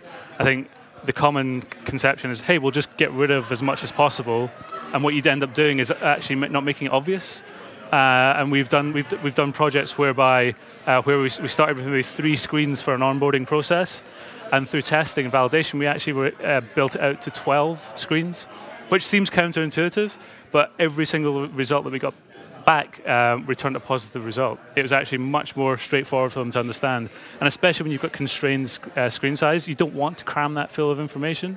You want to kind of easily guide people through their journey. And if you can do it right, they actually don't realize they've gone through 12 screens. They've just gone through a process, and it's much more efficient. Okay. Jay, are you over-reducing the interface in Adobe XD? Over-reducing? Over-reducing. Oversimplifying. You know, I think like striving for invisible UI is something I mean, it's something we like to achieve, you know. But maybe at the same time, it's close to be impossible for that kind of tool. I wouldn't say over-reducing. I mean, what's your guys' take on that? You're working with it every day. Is it over-reduced or? I wouldn't say so. I mean, something such as the layers that you've been talking about recently, that's very much what we would class as contextual. So it's only there when you need it, or it's only showing the layers that you need it. We use those sorts of things that within our sort of user flows, like the designs that we do. So make sure you're not showing somebody something that they don't need. Yeah. So that sort of thinking brought into the software design for Adobe XD is good to hear. Yeah. Right. I'm also very curious about one specific thing that keeps kind of appearing all the time. Well, at least in projects that I'm involved in, estimates.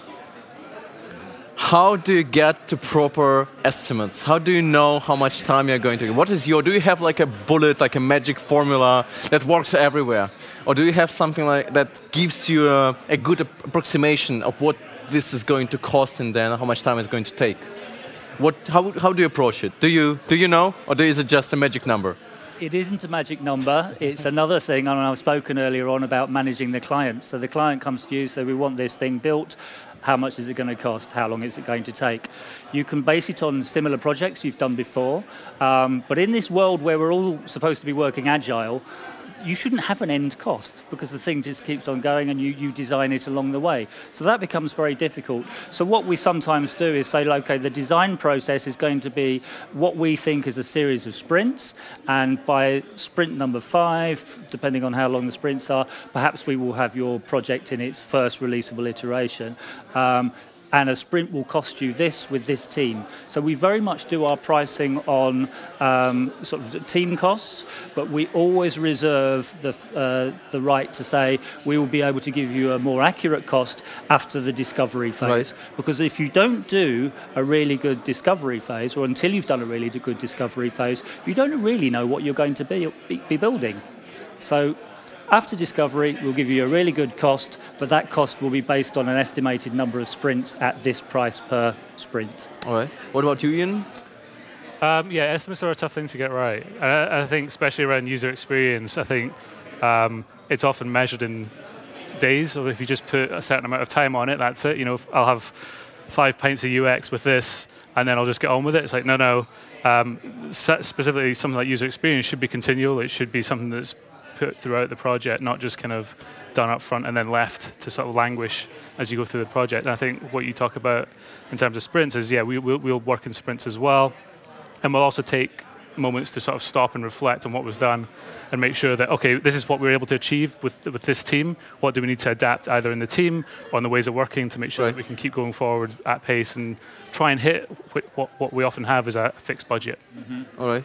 So Jay, how do you estimate how much time you need for a specific feature? That's a good question. And I'm lucky that I'm not doing that on the team. Okay, so this is your perfect answer to it. All right, so let's just finish with the last one, maybe, because I'm really curious for this one. So, I mean, you've been doing a lot of stuff in your lives, right? And I'm curious, is there any specific thing that you want to have solved for yourself as a problem that keeps kind of reappearing in your career, that you finally want to get done, kind of set a check mark on your to-do list or so in your life, to say, I got this. I know how to do it now. It took me a while to figure it out, but I got this now. Is there something like this that you want to have on your bucket list soon? You just go, whatever. Well, it's not something as much as a process I want cracked, but I would love to be part of the team that creates the Chrome extension that allows you to surf clickbait without going through 34 screens to work out what Susan Boyle looks like today. Okay. If we can do that, all right, plug it in. That sounds plausible. And get to that last screen. You'll get a call from me. Advertisers will hate me. Yeah, you'll get a call from me. All right. I just want that magic button in XD that says design this app, and I can press it. Call it a day. And it just goes and does it, right? That's I believe it doesn't work this way. Can I give you an Adobe XD feature I'd love? Annotations. If we can crack annotations, that would be marvelous. And I've seen that it's something that's in the pipeline. Jay, by the end of next week, next sprint? Yes, something like that, yeah. It might have. Did you update to the latest beta? 2 days ago. I've been too busy. Okay, so just do it and see if it's in. Jay, what about you then? Surprise. The thing. Let me take that question to a little bit more. You really don't like my question? If I'm allowed to add a personal note, what I'm and my fellow local leaders of IXA Berlin are currently thinking of is how you as designers can do to help fight populism. That's my immediate bucket list. Yeah. That's a very optimistic note to finish on. And a sad one at the same time. Sorry for that. No, that's fine. We'll continue keep going for a while, but unfortunately we have to wrap up. So thank you so much for joining me now. Thank you, Joy, for co-moderating as well. Help me out. It's a big table. Yeah, it's very difficult to hear what's happening on the other side of the table. So thank you guys. We'll talk a bit later. All right. Excellent. So we're going to take a short break now. And then we're going to continue with Keiichi Matsuda, talking about, again, the fancy and dangerous things like augmented reality and virtual reality and how it all relates to Black Mirror. So please stay tuned. All right, thank you. That was nice.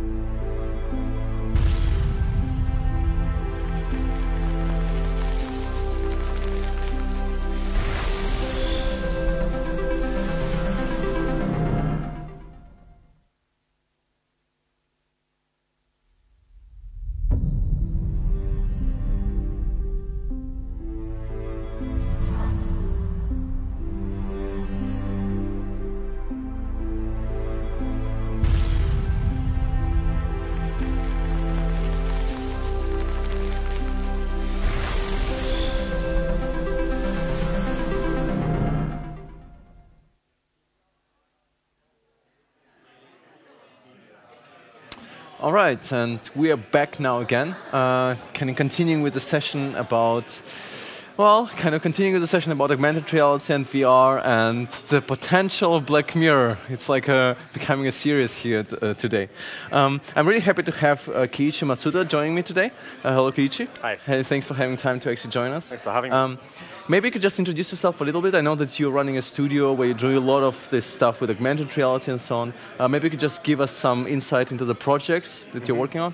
Yeah, so I'm a designer and filmmaker, but my background's actually in architecture. So I work across quite a lot of different types of project, from kind of design consulting in emerging technology applications to film commissions, which are kind of more fiction-based, to working on my own kind of self-initiated art projects or some commission art projects as well. Right. So it goes across kind of film, concept design, and some kind of installation work as well. Right, right. And in your work, it's mostly, or not mostly, but it's also about augmented reality and how we can actually make sure that the interfaces we're creating can make use of the space in which they are used. Right? I mean, so I found, sorry, was that? Yeah, go. I found augmented reality to be a really interesting way of being able to explain ideas around digital culture to an audience. If you look at kind of film and TV, obviously we spend a lot of time on our computers, right? But it's very difficult to show that in media because it's so boring to watch somebody on a screen, like an actor, just scrolling through their phone. So in a way, like breaking the media out of the device and bringing it into the world and having the person interacting with that information in a way that we do with devices anyway, is a very kind of elegant metaphor for talking about how we interact with technology today. Right. So people think my films are about augmented reality, but they're not really. You know, they're about technology, they're about sociology, about politics and economics, and all these different things, right? So one of the last movies, I think you can say, you created, it was the one actually highlighting what the society might, or the person's view could look like when we have all this immersive technology around us, right? And I'm just going to paste a link in a second, but it kind of brings me closer to this entire thing of, Black Mirror. Should we be afraid of technology? What are the responsibilities we have as designers when using those powerful technologies like AR, VR, and whatever they're called? What should we be doing? Or is it just a technology, it's neutral, so we should do whatever we please? Should we be afraid of technology? I mean, yes, I guess. In the same way that we should be afraid of politics and economics and inequality and all these different things that can affect us. Technology, as you said, is a tool, but that's not a neutral thing, right? People will try to use it in different ways, and it's kind of, I think, up to us to be able to direct that as designers. I mentioned I came from an architectural background. One of the interesting things about architecture is that you're designing for a client, but really you're designing for everybody who's ever going to use that building or that space. So it's kind of a little bit different in a way that you're not necessarily looking to just fulfill all the client's demand, but you're actually trying to create a positive impact on the society as well. And I think that thinking really needs to carry over into other areas of design as well. So we shouldn't work on projects if we are not comfortable that they're contributing something good to the world. We should be ethically engaged with these things, and we should really try to think of design more like a responsible profession, where we are collectively, through events like this, talking to each other, talking about what kind of change we want to happen, what we can do as a profession to be able to help the world. I think this is critical at this moment. Yeah, because at this point there are so many things happening in the world entirely, so we as designers actually have the potential and have the tools as makers, right, to really move them in specific direction, in the direction that we want the future to be, because we are shaping the future in a way, right? Right, I mean, I've always seen technology as this kind of unstoppable force. It's just like a vector, like this, And to say that you're against technology or you're for technology is a ridiculous idea, because technology is just advancing, right? And it advances at different speed, but it seems to be advancing quicker and quicker. The problem is then that culture doesn't always advance in the same way. Like we sometimes fall back on ourselves. Sometimes things get too complicated and we retreat back into some different kind of mode of thinking. Sometimes we get like effects that cause massive inequality. We look at a lot of the problems that are happening now in the world, and we see them as social or political problems. But a lot of these are technologically motivated. The rising and frankly kind of insane amounts of inequality at the moment are a direct result of years and years of automation and de-skilling in jobs, and we haven't responded to it. We've just seen technology as like Where's the next shiny new iPhone? I think it's also because we tend to, as designers, we tend to think that, okay, we have our client has a problem, so we're going to design, like in this specific frame, we're going to design a specific solution for this specific problem kind of outside of the scope that exists around this problem, right? Because we're creating those interfaces to solve, the client's problem. This is what we tend to do, as interface designers at least. But do you feel that, as designers today, we're kind of moving from this space where we just design interfaces towards experiences which don't even have interfaces, like conversational interfaces, audio, voice-based interfaces, and so on? It really changes a lot about how we're designing, right? Why would you say they don't have an interface? Well, no, I mean, not the visual, like screen interface. This is what I mean. Oh, okay. Right? Yeah. So at this point, I think it's really interesting to see how we as designers should reinvent how we approach design, maybe. So, because designing for a screen is one thing, designing for voice or for gestures, or even with augmented reality in mind, is very, very different. So when you're working on a project, what would be a good approach to say, I want to design an experience that's going to work here and here and here? Would it take 4 different designs, or can it be just one? It's a very interesting question. I think a lot of web and mobile design has become this kind of entrenched method of doing things, and there's kind of taste which is spread across, by Google's material design or all these different things, which become big trends, and people can say this is good, this is bad. In a way, that's actually limited a lot of designers' ability to be able to think in other ways. And I think this kind of boxing in of design, of like making everything flat and all these different things, is actually kind of, in a way, sort of killing people's imagination. I've worked with designers doing kind of concepts for augmented or like spatial interfaces, and we get time and time again, the box with the menu, the tree branching structure, these kind of ideas which have really no place in a kind of spatial interface world. There's no reason for it, We're just trying to kind of go from one thing to the next thing. There is a point in that as well, But I guess one interesting thing I've been thinking about is about kind of skeuomorphism, and this idea of wanting to kind of get away from that is a very unfashionable thing to do. But in VR space and AR space, it's actually really, really useful, because we can use it as a tool to be able to give people this kind of intuitive sense of how to use something, because you're making a metaphor of something familiar. All right, that's really interesting. So when it starts to kind of working on a project, on a new project, what is your approach? So would you just start with, piece of paper, and then you start thinking? Because again, if you tend to go and look around what other people are doing, we kind of maybe tend to use the same techniques or approach, or maybe use the same patterns appearing every now and again. But it kind of really, as you said, kind of blocks us from doing something entirely different. But at the same time... It depends, do you want to make something that is a kind of version of something that someone else has made? Like, if you have a brief, do you want to say, like, okay, they did the right thing, let's try and copy them?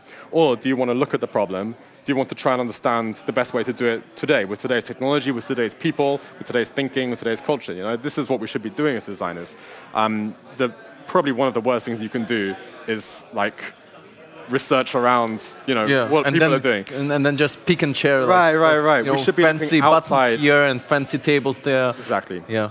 Right. We should be looking outside of these things, trying to involve, I think, like, arts and culture is a fantastic inspiration, because you have so many talented people working in different areas who have very different and unique approaches to things. And if you just look at what's around, you can start to build things very quickly. Yeah, I think, yeah. Sorry, you asked me about my approach, so I was just going to say that, generally I just have this, like, notebooks, and like I just write notes and I type notes the whole time.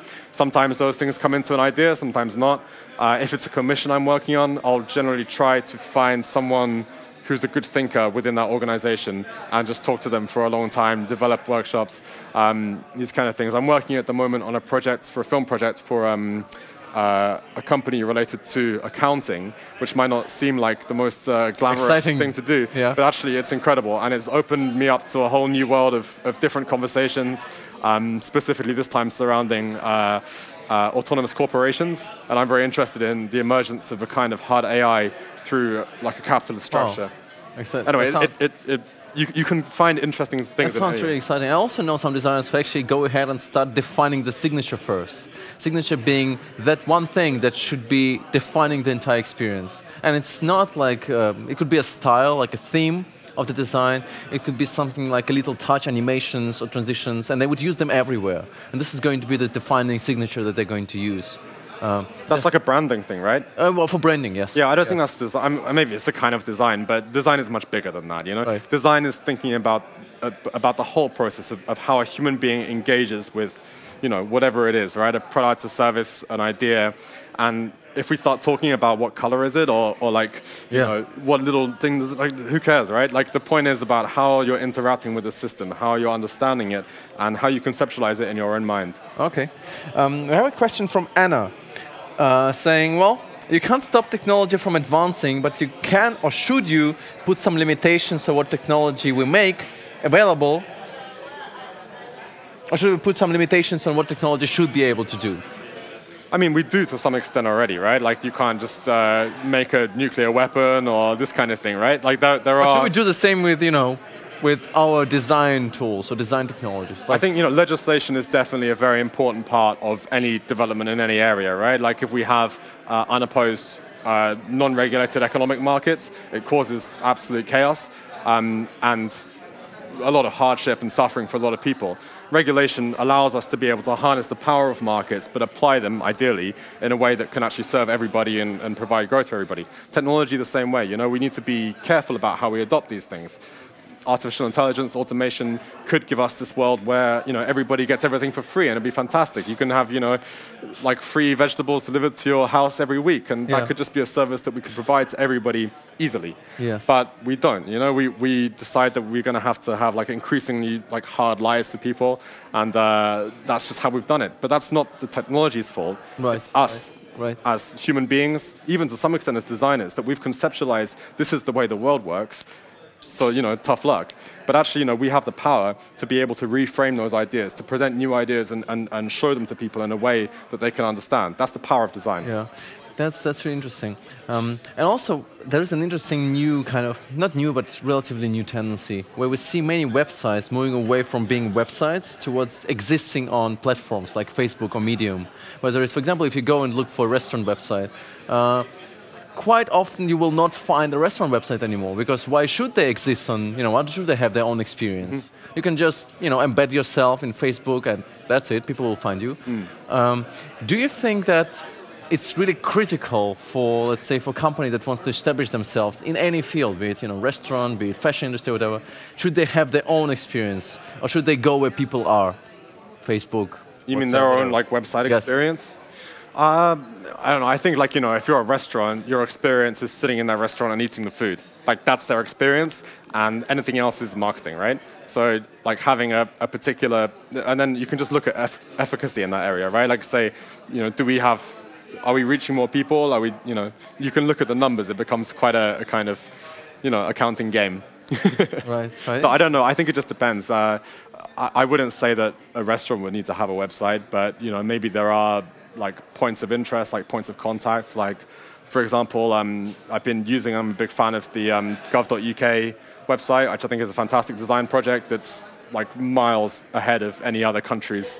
Well, Australia is picking up. They're working on something. Oh, yeah? And the Okay. US I'm a little out of touch in that area, but I really like the way they've approached it, and I think it makes a lot of sense for that part of government in terms of how we deal with it to be moved onto that online space. So the experience there is not sitting in a restaurant eating, it's about getting information, you know, and that's a time when it can be really useful to have your own kind of structure. Okay. We have a question from Denise. How was the process to create the hyperreality, and how did you get to the term critical design? Well, critical design is an easy one. It's a term I kind of borrowed off Dunn and Raby, who are a design practice, but were teaching for a long time at the RCA, the Royal College of Art, in design interactions. You probably need to also provide the context, because not everybody saw hyperreality. So I'm just going to paste link in a second. Watch hyperreality. Yeah.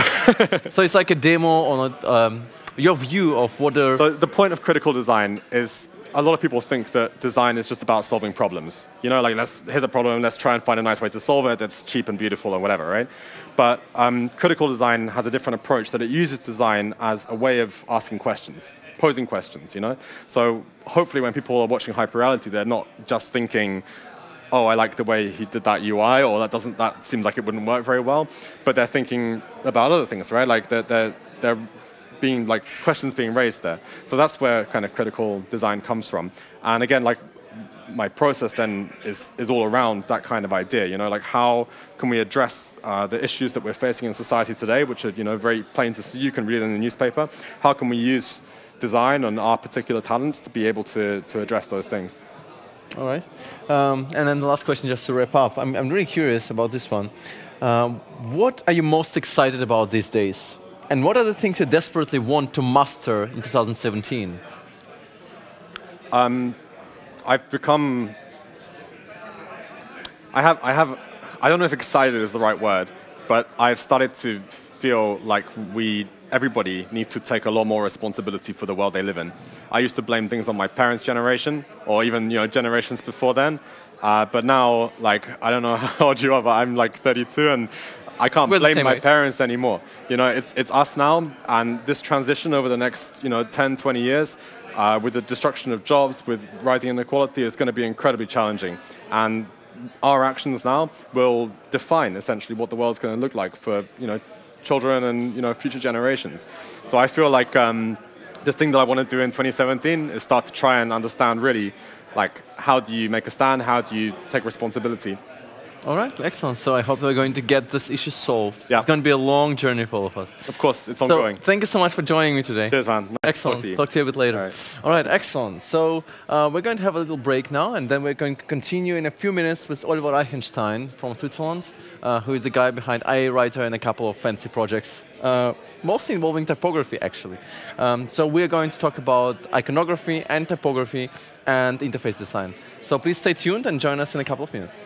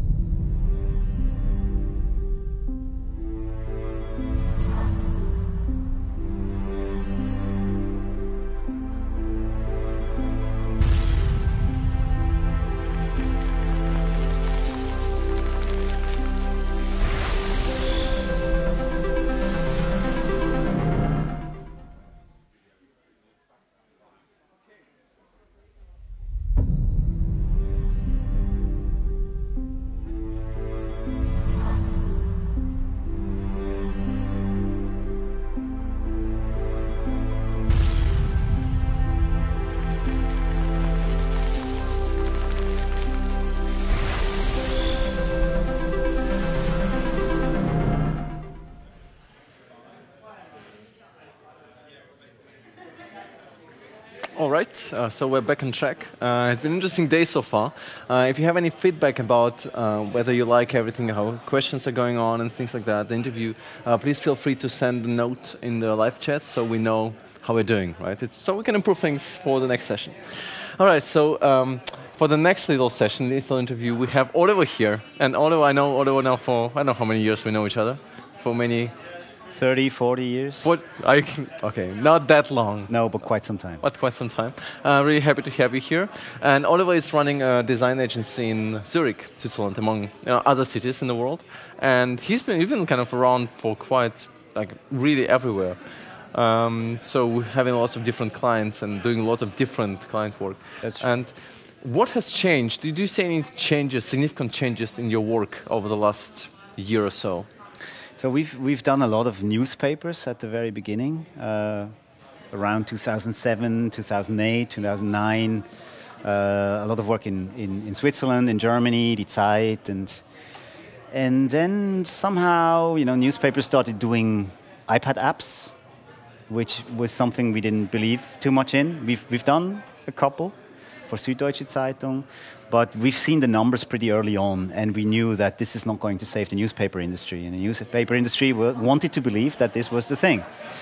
So somehow we skipped on that trend and looked for other things. We worked on e-commerce solutions. We worked on e-banking and more complicated things. We continued to evolve our own app. And lately we've seen a lot of newspapers coming back.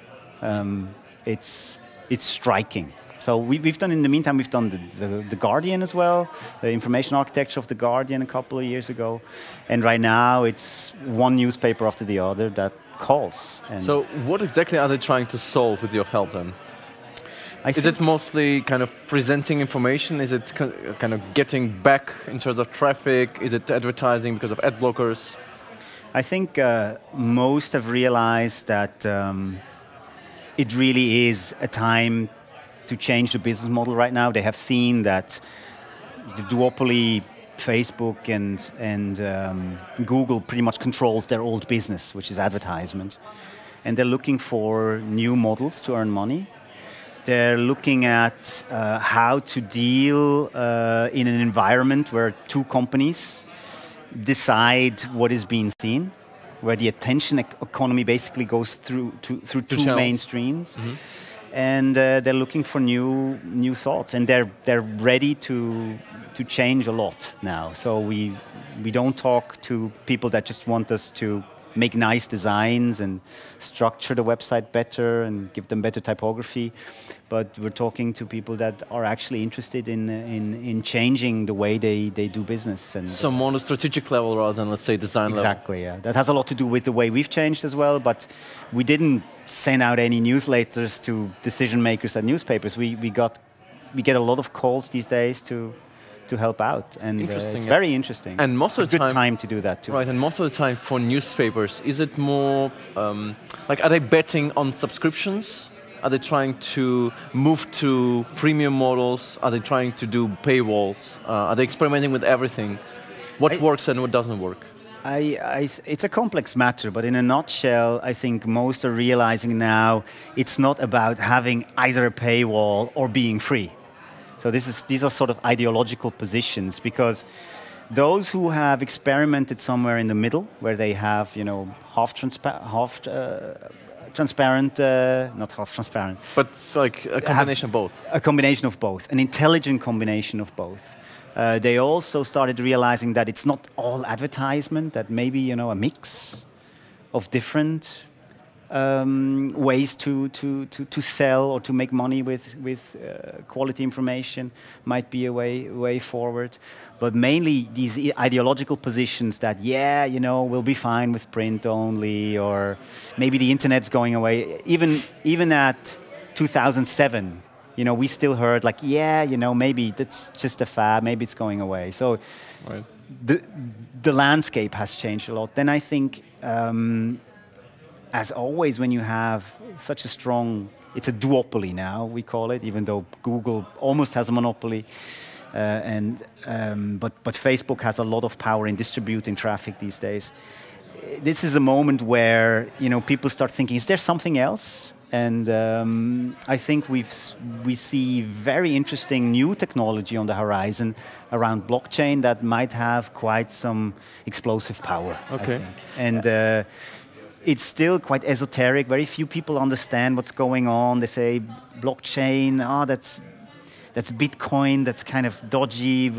No, it's a complicated matter. It's highly interesting, and I think it has the power to profoundly disrupt the way that the information, the attention economy these days works. It has. I'm not saying it will, but it theoretically has that. And so, what does it mean for advertising? Because advertising it means that advertising is not the fact that microtransactions are possible now for contributions, but also for consumption of information, means that advertisement doesn't need to be the only business model to make money with information, which was always sort of a crutch from the old days and always felt kind of wrong. If you talk to the consumer, they don't like it. Some understand why there needs to be advertisement, but as a consumer, people feel weirded out by the strategies, especially newspapers were forced to have taken these days to still squeeze some money out of the advertisement business model. And the fact that there is a new way now to monetize information than selling ads or trying to sell data from the users, which everybody feels quite uncomfortable now more than ever. That is quite exciting. No one has figured out how it works. There are experiments out there. But this is new, and it's quite exciting. Right. It's not the main thing, just because I'm kind of passionate about the topic. It's not the main thing, and it's not why newspapers ask us for our opinions.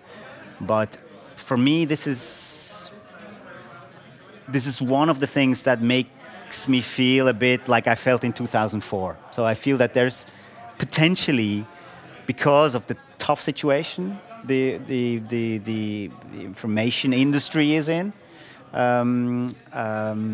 there are new paths that are quite exciting. So I feel that we might be in a situation where a lot of things can change for the bad, for the very bad. But this crisis always is also a chance. So yeah, and we also have this entire thing with fake news, right? Where which is becoming even a problem for like regular news channels, because they have to be distinguished. They have to be recognized as not being fake, right?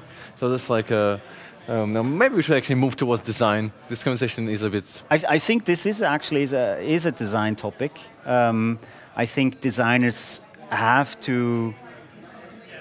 The design focuses on the structure of the designer focuses on the structure of what designers shape, right? And the structure of any form of web or interaction design used to be, some form of typography. I used to say 95% typography is web design. Or the way that information blocks are arranged towards each other, or the way that information is experienced, or the way we move through information buildings. But I think these days we have to go a step further and look at how can we make transparent where this information comes from? What are the sources of this information? I think this is a big challenge. So fake news is part of a challenge that designers have to address, because it's so easy to fake these days to look like a serious newspaper that with mere typography you can't do that. That's too easy to fake. But if we are able to evolve our information systems into a shape where the sources of what we're talking about are made transparent, then I think we make life for fake news harder, and I think it's part of our responsibility. I felt that when Trump was elected. I felt that what happened there, to a certain degree, we as web designers do carry some responsibility for it. So I'm not saying we can solve that, but we can contribute to finding solutions from the way we can influence how information is distributed, received, and shared. Right. So when I look back at the work you're doing with the agency and in general IA writer as well, I feel like there is one word that kind of describes the experiences that you're creating, and it's mostly, well, for me at least, maybe I'm totally wrong, it's focus. So you always want to create an experience where it's very comfortable for users to stay focused, to do what they want in a really focused way, and so they efficiently get to the goal that they want to achieve ultimately. At the same time, we see many agencies or many companies trying to achieve this wonderful, fancy, delightful experiences that users feel like they are empowered, users feel like they are amazed that the service is awesome and things like that. Yeah. So would you say that focus and delight go side by side, or are they kind of even contradict each other at times? Yeah, it's a very broad, difficult, philosophical, aesthetic question. Well, you're a philosopher, so go ahead. I mean, where we come from, and we have gray hair now, and we're kind of old. I don't. Yeah, you. Because I don't have hair. Nice trick, nice trick. Yeah, I know. It's an internet that is messy, ugly, chaotic, and overall we can say that the design trend has evolved into a more minimalist approach that is clean and orderly, and then of course with every trend there's a counter trend. If you think about Snapchat or emoji, where there is sort of the emotional aspect coming in, or the counter movement to that. I think it always depends what the purpose is of what you're designing, but overall, an experience that is pleasurable has this complexity, has a certain complexity, and has enough thought put into it that creates a solid structure below. So there's both, and I think we've seen lately sort of a trend towards a more emotional, more entertaining design philosophy, because people are fed up with the trend of minimalism, which was bad news for us because we've always been very keen on focus and yes. and reduction to the essence. But in the way that humans have a heart and a mind, to be successful in communication, you need both. And what we've seen in the last half of last year is a total triumph of emotion over rationality. Right. So we've seen the danger of what happens when you use the fact that people believe what they want to believe rather than what is rationally reasonable, what is fact, right? But people rather believe what is in their heart. There's a lot of danger in that. And I see it as our responsibility to keep that balance and to use, that the keyboard of emotions that we can also play fairly well as designers for good and not for bad. So. Right. And so when you're designing then, maybe you could share one trick or technique that you keep using all the time, just to not just to move pixel the right amount, like a letter or so in the right amount of pixels, but to really get to results you want to achieve long term. So how do you get there? What's your strategy of kind of moving from one decision on one design towards the one that you're really comfortable with, that you're really happy with? Is it just a lot of iteration, refining, trying things out, experiments, and so on? Are you follow a kind of methodology to get to where you want to be? Yeah, I mean, I've worked with a lot of people in the last 20 years, and everybody has a different thing they do. What I do is I make a lot of screenshots when I work and build on top of screenshots. It's a very dirty technique. Oh, I'm just curious. So what does it mean, like building on top of screenshots? So I don't know. Whatever design or suggestion I get from someone, I make a screenshot and then work on top of it. And this is a very dirty trick. I don't know if it's useful for anyone. I'm sure other people do that too. The other thing is that precisely this all too deep belief in methodology I found often poisonous. So I've seen a lot of very professional UX designers doing the craziest overviews and methodological approaches to sometimes really simple problems, where they create a huge mountain of not paper but files that no one will read and no one will care about. So too much methodology actually is a bad method. Then the other thing is what I can say for sure is that the cliche of user experience design, of working with post-its and having fun in workshops and so on, I haven't seen much coming out of that. But what I do believe in is if you find a way to have an interactive prototype as fast as possible, so then you're on the right getting path. into HTML, CSS, JavaScript. But also, when it comes to methodology, I've worked with different people. They have different tricks, and this diversity is important in a team. People tend to have one system and one, beautiful method that everybody sticks to. But actually, this diversity is kind of good if you work with people that know what they're doing. What I discovered lately again is, I discovered that every year or so, is that it's good to change the medium and to use whiteboards and paper and different kinds of things. However, if you build an interactive product, make sure it is interactive as soon as possible, and you test as much as you can. That's a cliche, but it's true. So there's no cheap tricks. There's no method that will get you to success. And with the more experienced people you work, the more you realize, well, there's no recipe. Right. Like at these conferences, people always try to find the perfect recipe, and there's a lot of fake science in user experience design. It's all subjective, right? It's all what works for you doesn't work for other people. It's a human science, right? Design. So there's the mind and the heart at play, and there's no one way, no scientific way that is deadly and that always works. Oh, it brings me to also one of the questions we have here by the audience. Denise is asking, so what would you recommend to young designers and newcomers starting out today? What books would you consider a must-read about IA? About IA? Well, when people start at IA, we usually tell them to read the Ice Bear, right? It's a bit boring though, and it's a bit obsolete because this traditional discipline information architecture is still very much around the idea of a site that is a closed entity and that you move through. And today the web works in a different way. People come from the side, and then basically every page has sort of, almost a function like a home page.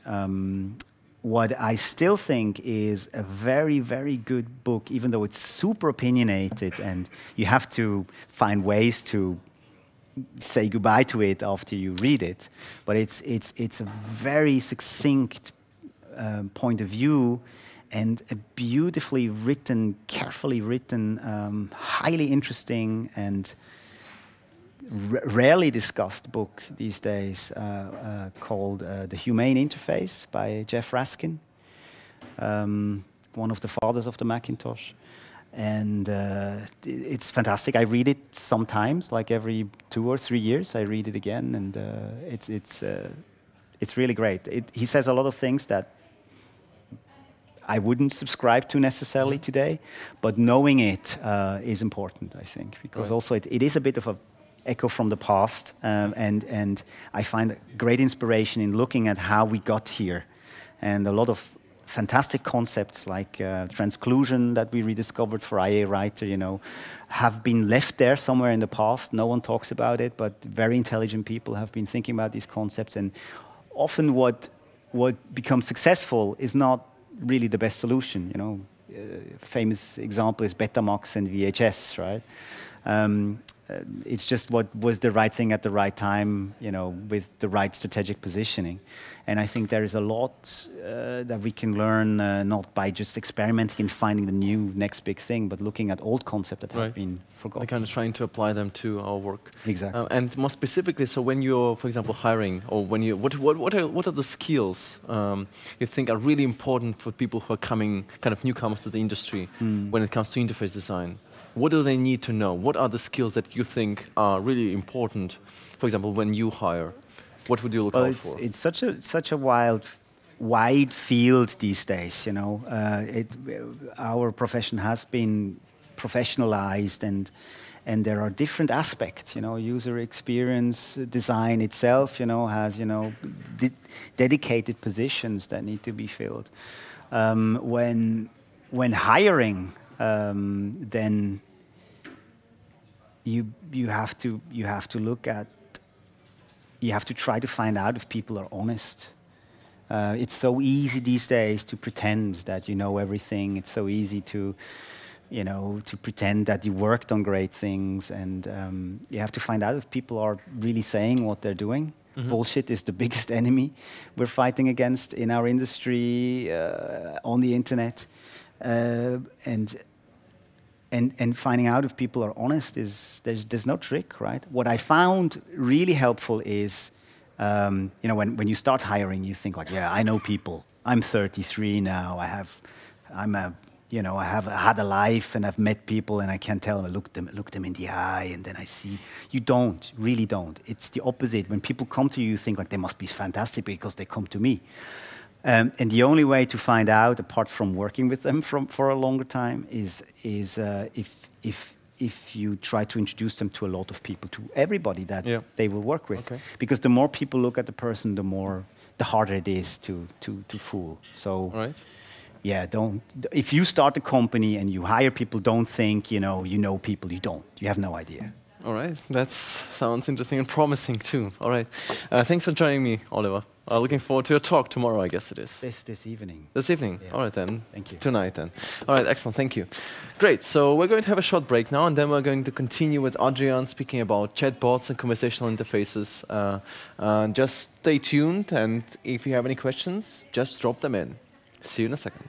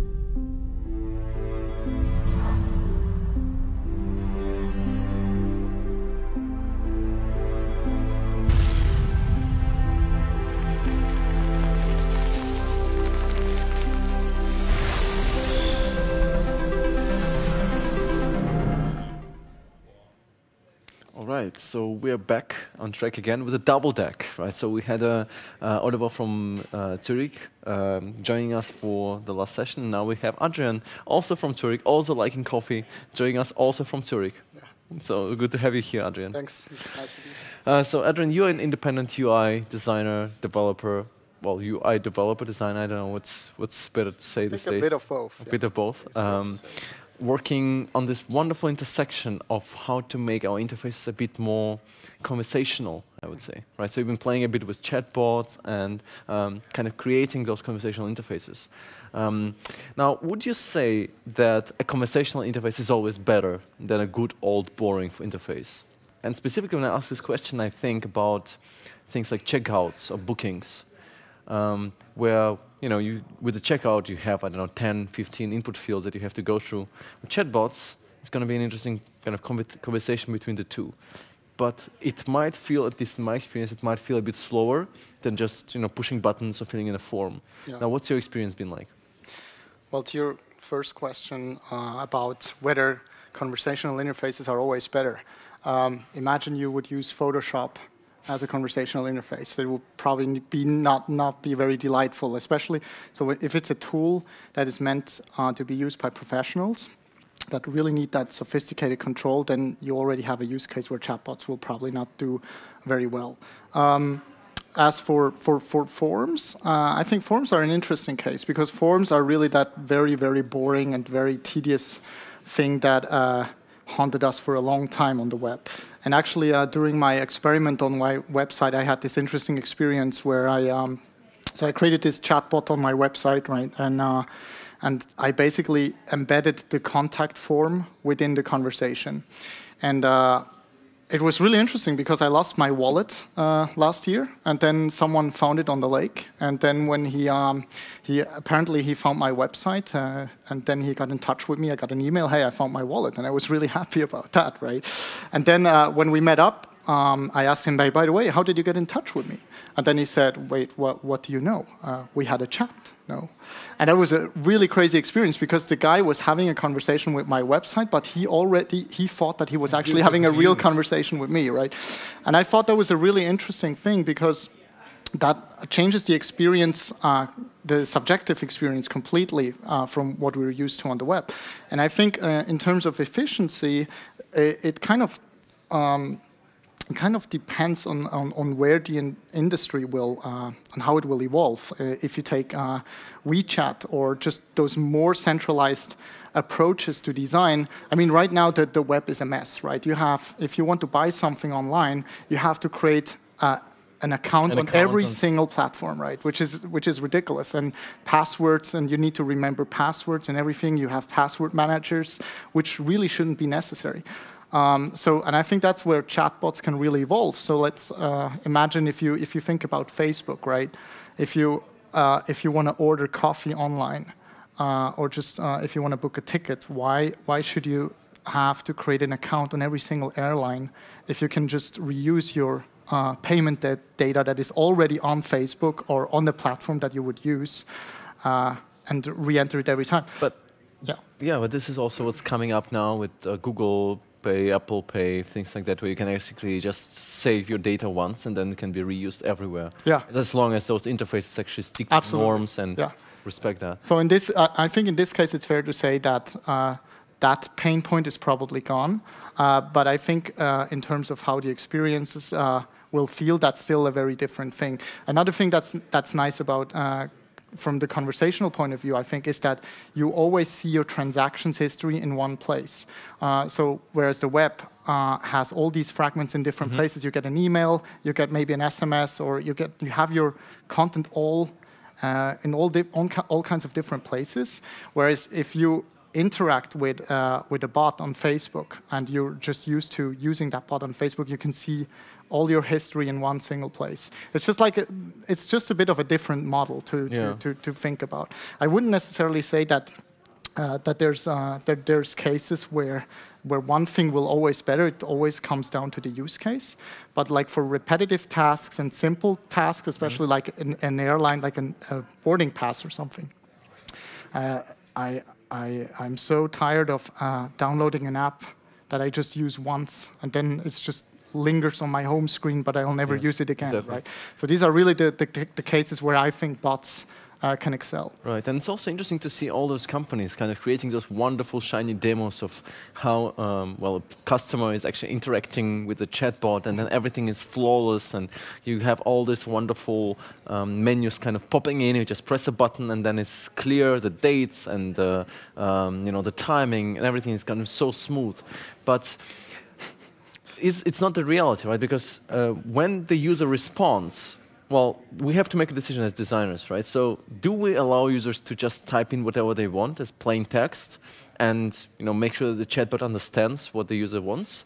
Or should we actually just say, okay, if it's a decision, let's just present buttons instead? Yeah. So at some point, we will allow for just typing in text, and at some point, we will allow only buttons, right? So is it more like a fallback for a chatbot? Because, I mean, where do we stand? My question is, I guess, where do we stand in terms of machine learning? Are chatbots, are there any frameworks that we can use for chatbots so they can really understand what customers are doing? Or is it still an unexplored territory? Yeah, I think like the topic of artificial intelligence is huge, right? It's probably the #1 trending topic of last year, next to like with the whole chatbot thing. And I think it's fair to say that APIs, or like in general, the artificial intelligence did make a huge step forward, right? But I still think that that conversational interfaces don't necessarily have to be fully. They don't need to have a perfect natural language understanding. So to your point, when you mentioned that sometimes you can use buttons, I think that there's a reason why suggestions has kind of become a pattern, because people just notice that the technology is not there yet. I mean, like there's very smart people working on it all around the world, but I think it will take some time until we can actually clearly understand what the user's intent is in any given situation. There's just so much things. I created a pizza bot, for instance, right, for myself, just to play around. Pizza. Yeah, exactly, just because I love pizza. And so when I tested it with a few people, the flow goes like this: hey, I'd like a pizza. Cool, let's get you a pizza. What do you want? And then the user can say, well, I'd like a pizza prosciutto and a pizza margherita. And then the bot asks anything else. And then my expectation, so my mental model was that the user would probably say something like, well, maybe a Coke, right? Or maybe another pizza, or maybe lasagna, I don't know. But then this user said, yeah, olives, you know, olives on the pizza. So, and that was just completely, it was completely unexpected, right? And for us, it's the most natural thing to do. We say, okay, sure, I can put some olives on your pizza, but for a bot, it's very hard to understand, because those edge cases, which are maybe not even edge cases, are very hard to identify. So like chatbots, I think the #1 thing that I find so fascinating about chatbots is that it changes the way we feel and think about the conversations we have with our clients. Because if you think about it, interaction design has always been, there's a reason we call it human-computer interaction, right? It's kind of a conversation. It's just the first time in history that we really have this conversational model where you actually do have a conversation. And this just brings many new challenges with us. But it means that we need a lot of empathy, trying to understand.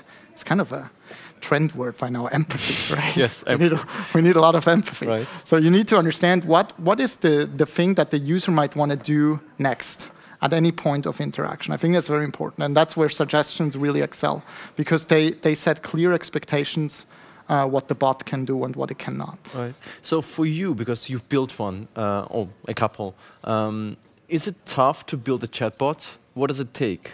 And also from a design perspective, is it a big effort or a big undertaking, or is it are there actually any frameworks that you can use right away? I think that Facebook was working on, or maybe it was Google actually, on something that would enable you to read out what user is typing and then try to generate intent, rather than actually trying to understand the entire phrase, generate intent, so you as designer can respond to intent. Yeah. And intent could be, I want to book something like a flight from from Cologne to Mallorca or so, right? And it doesn't matter what the user is typing, the bot is, the framework is going to try to understand it and produce, the user wants to go from A to B, right?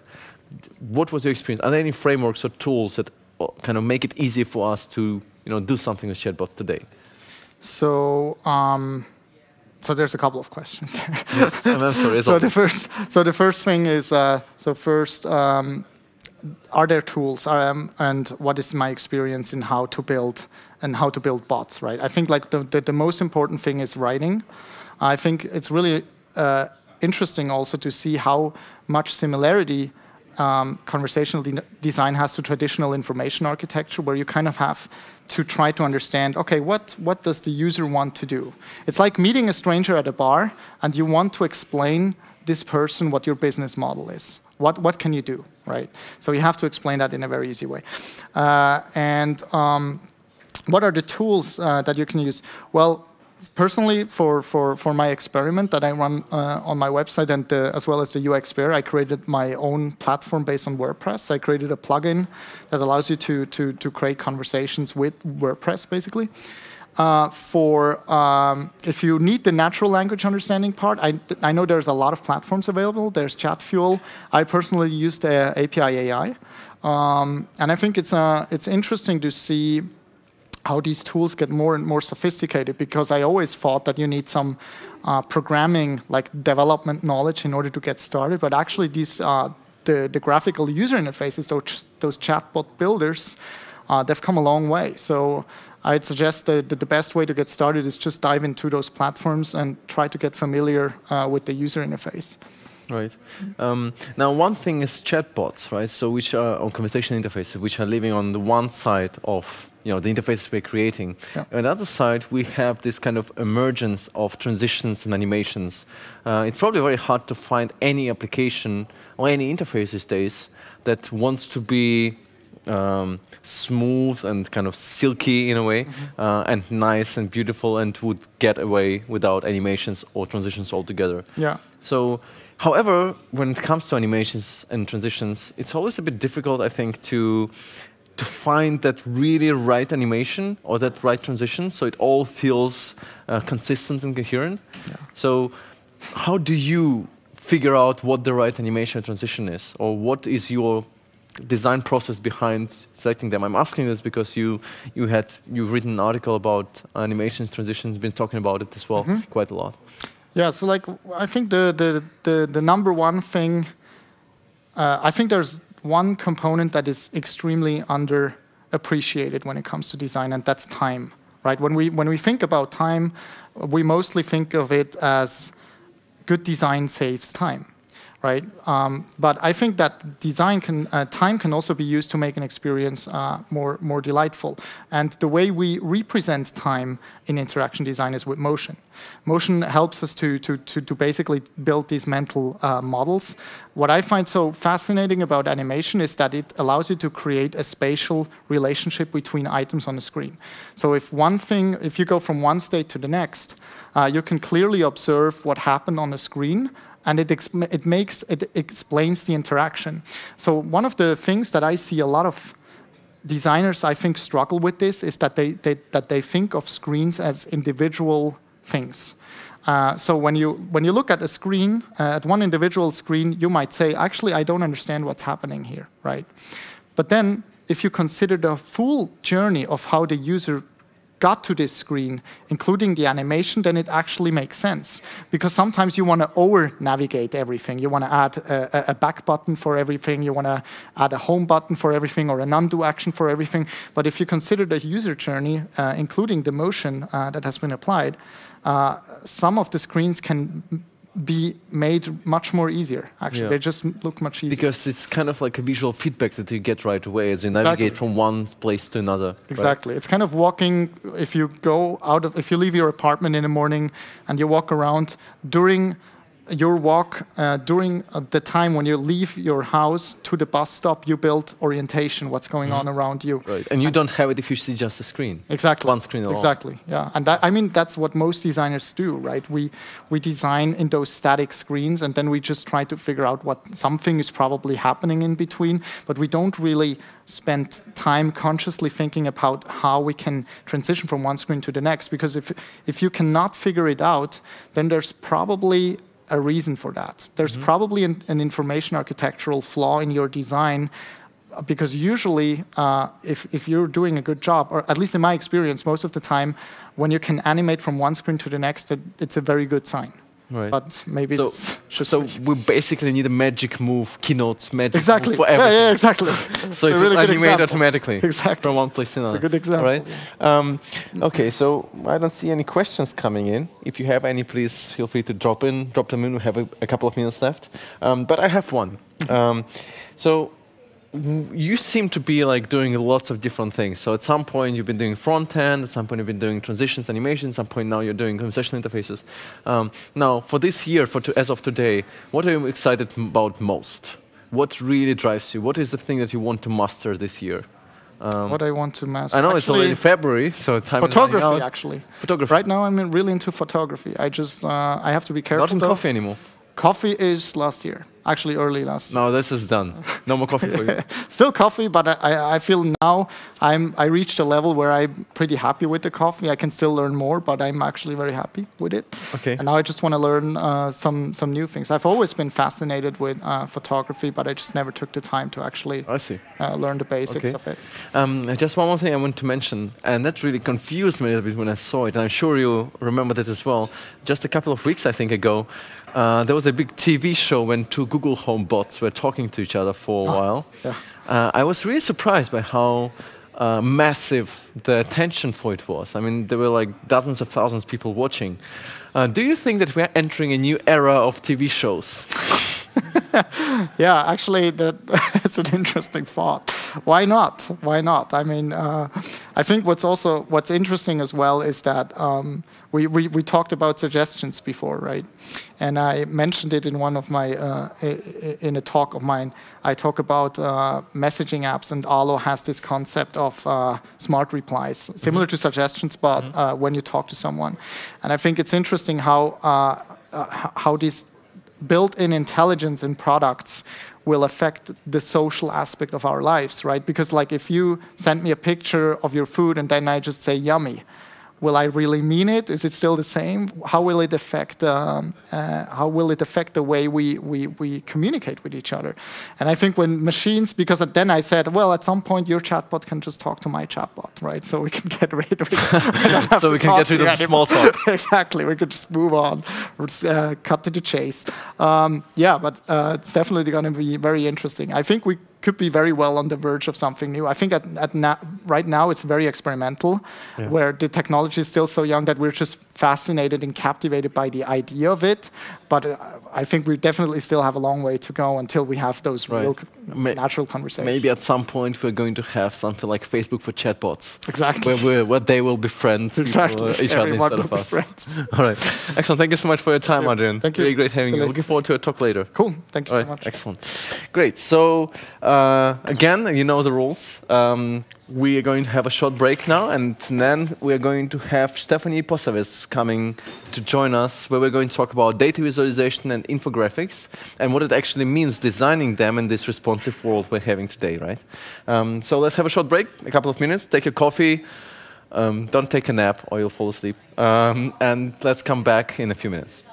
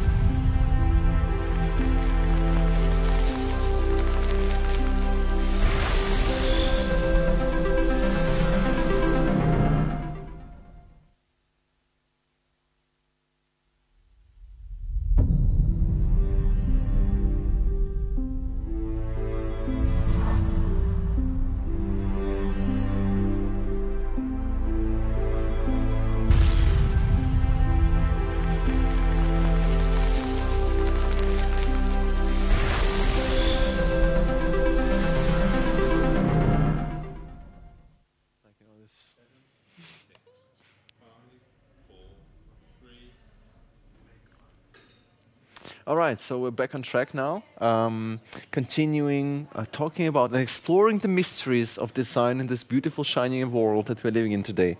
And we're going to continue with Stefanie. Stefanie, great to have you here. Thanks for having me. Stefanie has been doing a lot of work in very different fields, from art, illustration, book cover design, to not recently, but to data visualization. Yeah. And data visualization is one thing that people are maybe afraid of, because it always involves big numbers and big fancy spreadsheets and Excel, and making sense of it all is very, very hard. You feel comfortable with numbers?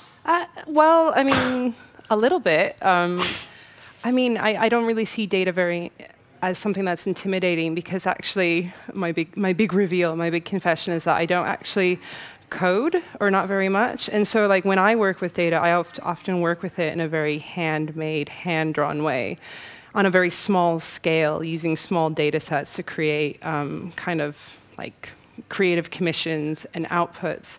And so for me, I think that actually when you work with data on the small scale, basically anyone can do it, and it is very accessible. Right. So, or I just work with other people who have those like skills, and so that's how I don't find it as intimidating at this tinier scale. Right. So when you do get that spreadsheet or that set of numbers or whatever, what's your process usually? So you're trying to group things, you're trying to find patterns, or how do you move from just having a big set of data towards something meaningful, like a visualization of it? I think if I had a data set, I would, or like a spreadsheet, I suppose I would just, a lot of it would be kind of the sort of things that you would do with any design project, like looking at the brief and the context that we're going to be visualizing that data for. But then in the spreadsheet, I'm looking for like what the range of the data is. Is there anything interesting or strange that pops out that I need to kind of accommodate for in my design? Like, is there one really high number and the rest are all really low numbers? Like outliers or extremes, right? Exactly, yeah. And then also thinking about categories and just the level of complexity, and this like the level of complexity within that data set, and then also how different data points are connected to each other. So just familiarizing myself with it in a very kind of casual way, just so I can begin to understand what visualization methods I can use to visualize that data. Right. And so as a designer, when you start working with it, and there are many different ways of how you can visualize a set of data, right? And you always have to kind of pick one and then try to figure out, is it the right one, is it not the right one? How do you validate your decisions? Do you kind of run testing, or do you just trust yourself as a designer to say, I think I'm on the right track, I'm going where I want to be? Do you just try very different options to figure out what would be the right way to move to? How do you get from that point when you kind of understand the data towards the actual final result?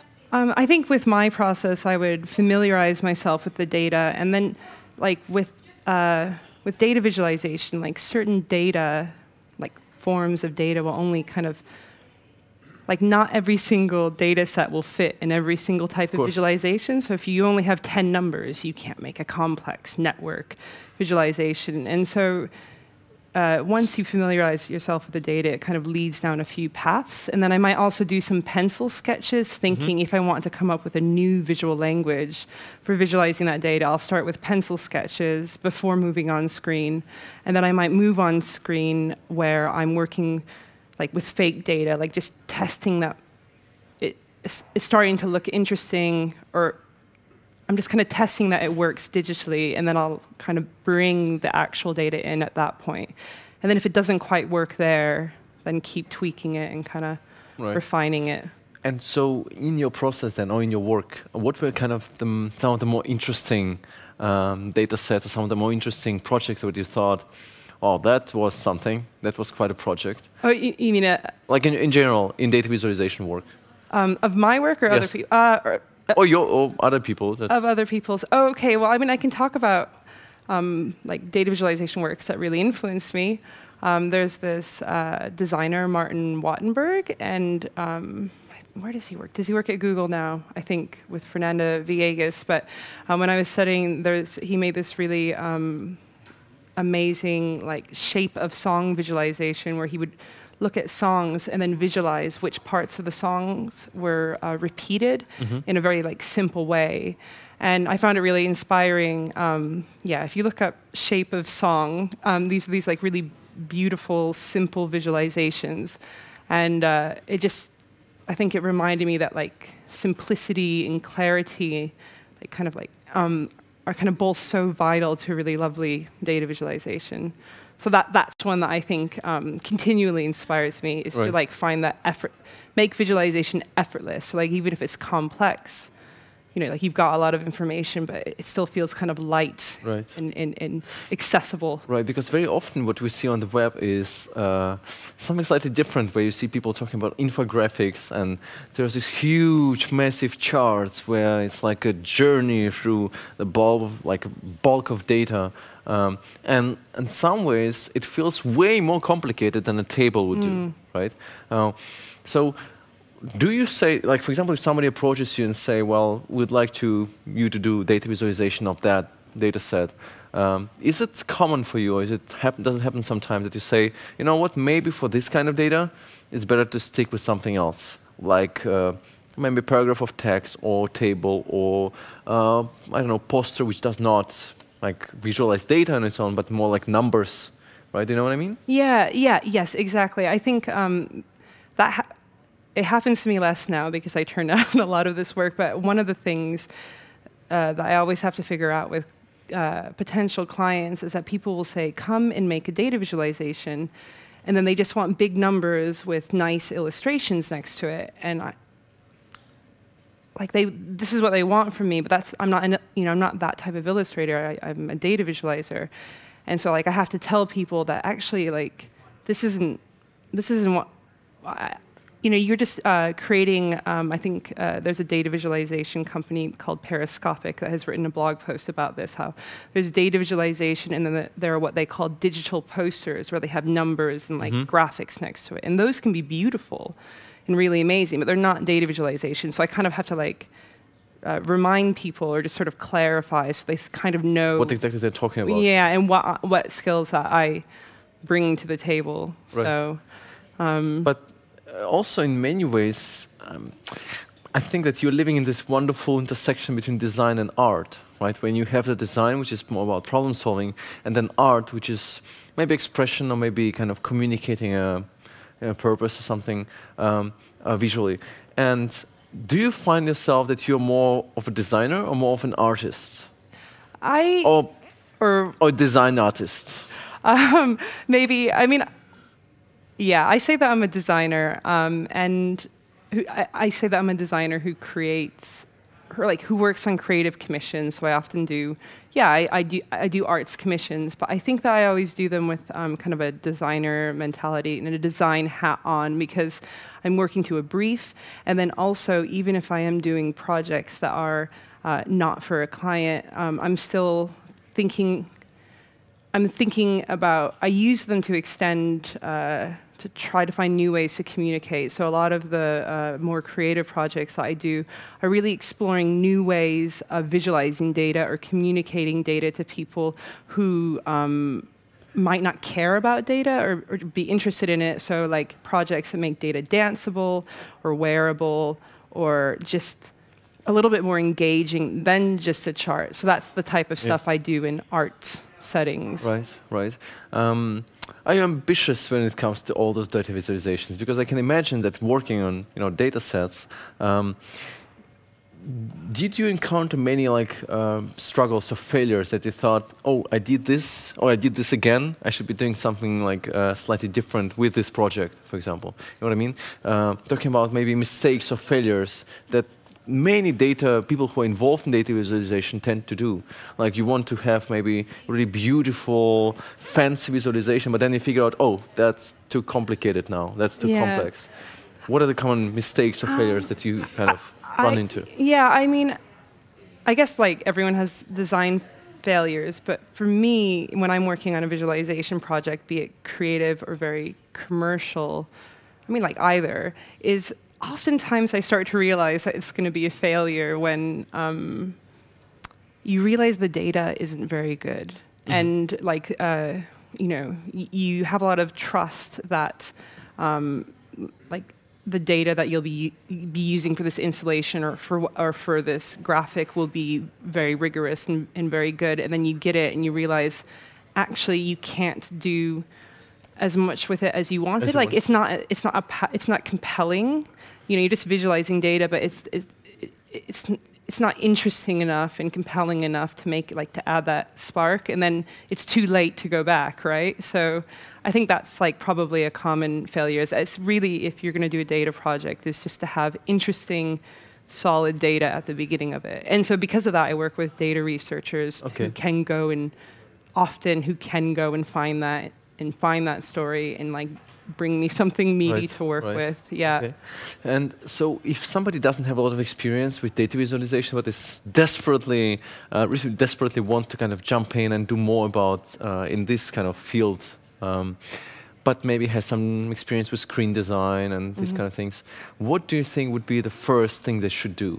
Read a book, try sketching charts, or explore different kinds of charts.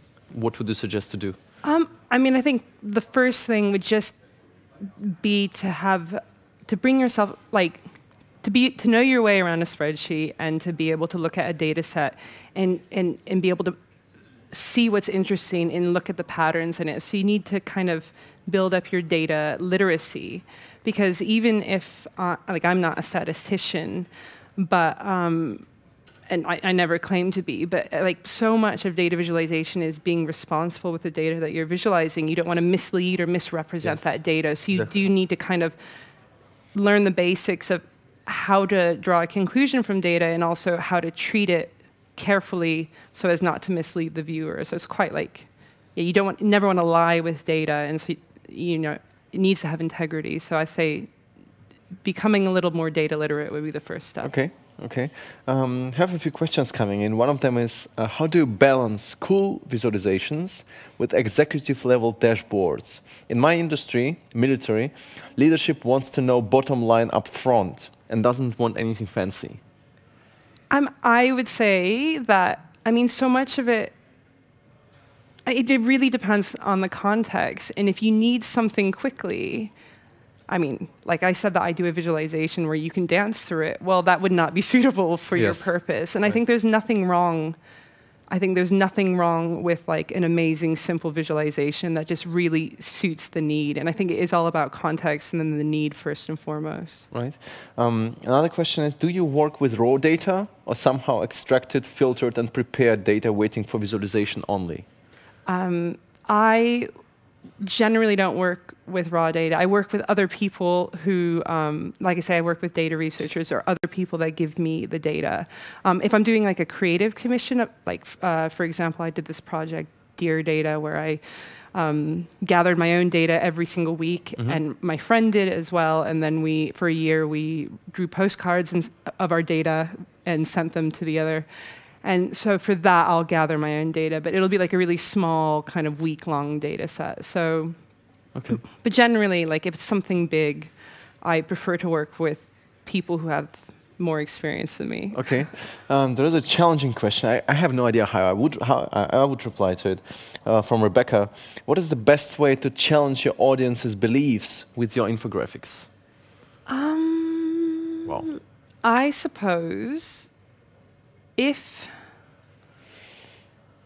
I'll answer, give two. I guess the question is, so if you want to make the most impact, if you want to kind of, you have some data set and you want to draw audience specific parts of this kind of really strong visual way, making really strong visual impact, what would you do? Would you just use simple charts, or would you do something like, do you have a specific technique that you would be using? I would say that in a dream world, if an advertising agency was hiring me to like visualize a data set, I would probably like, I don't know, make some physical, like I would visualize data like faithfully and with integrity, but I think there's something to be said in visualizing data in a way that's engaging and accessible and memorable.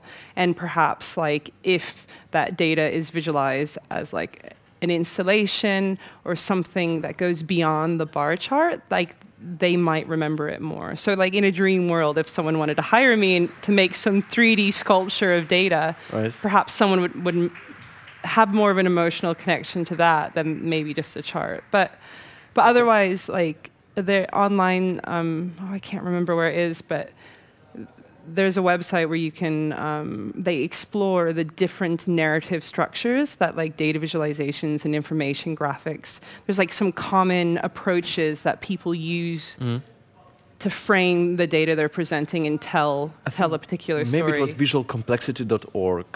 Well, they have a lot of projects. This is something newer. Okay. But maybe if you look at the website of the the data visualizer Moritz Stefaner, I think he's looked into visual storytelling narratives. Okay, so many questions coming in. Running out of time. But here's an interesting one. Do you ever get bored of data and sometimes just want to create a piece of traditional art?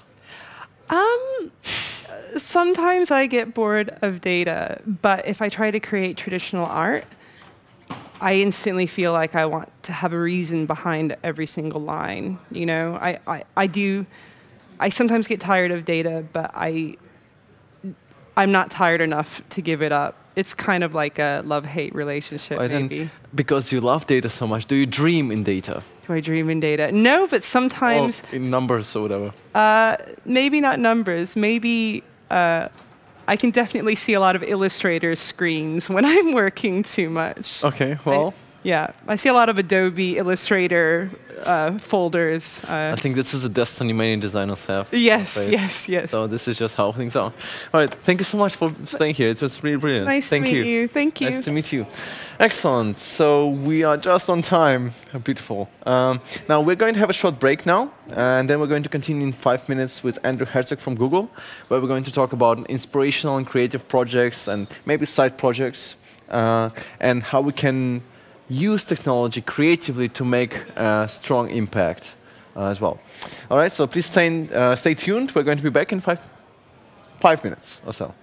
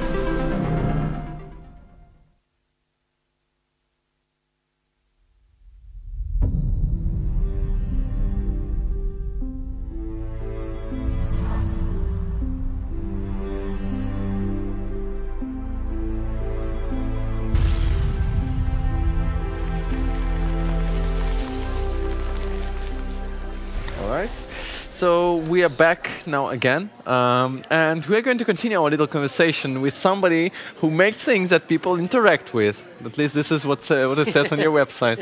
So please welcome Andrew Herzog, living in New York. Am I correct? Yeah, right. New York City. Making people nervous in New York with all kind of crazy experiments. Is that correct? Hopefully not, but maybe sometimes. There's been a few. You didn't get any requests or any demands to change the scope of your work? Not yet, no. No, actually it's been quite the opposite. We've kind of found that people are interested in like seeing a little bit outside the normal. Right.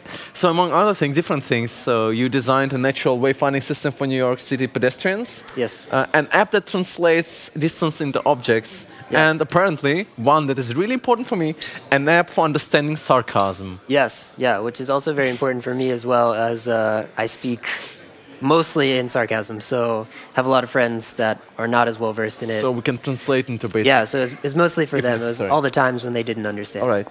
So, so you're working on really lots of different creative projects, and I think that there are many designers have a bit of afraid of being too creative. Because what you want to build is, basically you want to solve a problem for your clients, yeah, right? yeah. So they come to you, you want to build a product that looks nice, the interface is beautiful and everything. You don't want to break usability. You don't want to break kind of predictability of the interface by being too creative. You don't want to appear like you're, totally out of space. It will be memorable, and there are really crazy experimental websites that are memorable, but you also want to be functional. Yeah. So how do you balance them out? Should we be more creative? Should we be more functional? Is there a place for everything in the world? I think there's like a time and a place for everything. I think it depends on the message and what you're actually trying to communicate. I think like there's really great spaces for doing really experimental work and stuff that's actually really probably not usable for the most part. There's a place for that in the world, and I think there's also a place for doing work that's a little bit more cohesive and actually maybe answers like a larger brand story and helps to communicate like what that brand has kind of been establishing for years, or maybe they want to do something that's a little bit out of the box, and so that falls into the other category. But I think ultimately what it comes down to is what is the communication that you're trying to get across through interaction or through whatever you're making, and what kind of fits in those. But I also think that there are actually places where you can be both creative and functional. Yeah. The one doesn't exclude the other. Yeah. And I think, do you see any products, like really kind of prominent products that appear that they combine both, kind of best of both worlds, where they're both really delightful in a way and at the same time really functional, really working well? I do, yeah. I mean, I think there's a lot in that category. The first thing that comes to mind when you kind of bring that up is like Snapchat, or like things that are kind of in the social media sphere that are kind of on the fringes of like user experience, and they're kind of like testing and like publishing right away. They're kind of making stuff and then having people use it pretty much simultaneously, which I think kind of like informs the understanding of how people are interacting with stuff, and then helps to kind of like further what we know as like interaction design, or what we know as like the standards and the things that people expect. Right. And so when you start working on those creative projects, what is your starting point usually? Do you have this crazy idea in the bathroom and you say, you know what, I should do this today. This is it. I'm not going to stop until I get it done, and then I'll just see what happens. Or do you stop yourself sometimes thinking, oh, this is a bit too crazy. I should not do this. Well, I don't know if there's too crazy. I mean, certainly too crazy. That's.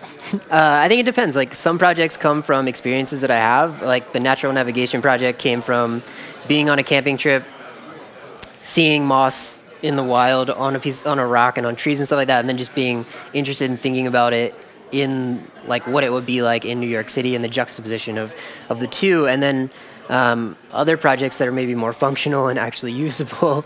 I think kind of require like a good amount of thought put towards them, and really considering like what has been done prior to this in this sphere, and then like what can you change or what can you make better or differently. That's kind of what interests me a lot. The studio that I've just recently started called Hallraff, one of the things that I think we try to focus on a lot is like taking what exists or the paradigms that people have kind of established and thinking about ways to do them differently, or kind of update them, and not just trying to like continue along this perpetuation of kind of what's already been made. Right. But when you see like the interfaces around us, it feels very often that we tend to be a bit more reserved when it comes to experimental, to creative. Yeah. We tend to stay on the safe side. Do you think that we should be seeing more crazy experimental layouts which totally break the web and try to break technology as much as possible? I think there is a lot of that work going on. I think it's kind of like very much on the fringes and on the peripheries of what probably we consider like usable interfaces. But I think that like designers that are working specifically on like very usable interfaces should probably be cognizant of the stuff that is going on in the fringes and in the like very experimental spaces. Because like I said, like with Snapchat and things like that, like those are informing younger generations of kids that are using apps for the first time, and the paradigms that those are creating should then start to be like cycled into these apps that are like a bit more ubiquitous with our everyday life. That being said, I also don't want to open up like my Gmail every day and have like a totally different interface, and I'm like, well, what the hell? I pressed this button yesterday, it did this, today it does something different. Well, I think there is some value in actually people doing really experimental and really breaking crazy things. For example, sometimes you see people creating Homer Simpsons in CSS, HTML, JavaScript, and you think, why? Why does it exist? It doesn't serve any purpose. And of course it doesn't, but people are trying to kind of push the boundaries of what we think is possible with technology. And if as a result somebody then thinks, oh, maybe I can apply some ideas or concepts behind it into it, absolutely, then I'm totally up for it. Yeah, and I think like part of that, and part of what like some of the kind of stranger projects that I've done or that I publish is about breaking the medium as well. It's what can you apply to a medium that people don't typically think of as interactive, and kind of like what can you learn from that experiment that you can then bring back to the digital sphere and the digital work that you're making. Right. I've always found that that's been like, I don't know, kind of like an inspiration for me, or like something that I do a lot to kind of like reset, like get out of this like totally like maybe digital space if I'm working in it and just do something that's very physical, and then kind of think about the things that you learn in that space that you can apply to. So what are some of the stranger things that you are not proud of, maybe? That you designed or put out in this world? I don't know that I'm like not proud of anything. People are watching, Yeah. I don't know that I'm not proud of anything. I'm pretty proud of, well, all the work that you could probably find, I'm pretty proud of. I don't know that I've made any work in the past couple of years that I'm not proud of, because I think I mean, maybe just strange, because you were talking about some of the stranger projects. Well, yeah. So like the stranger projects being like the natural navigation system. So like going around New York City, covering things in moss because moss faces north, and then the idea that if someone knows that and they're lost and they're around one of those objects, they can find their way. Obviously, there's a lot of parts of that that are not exactly work. But then, like, I've built a lot of stuff. I built a ladder that has uneven rungs on it.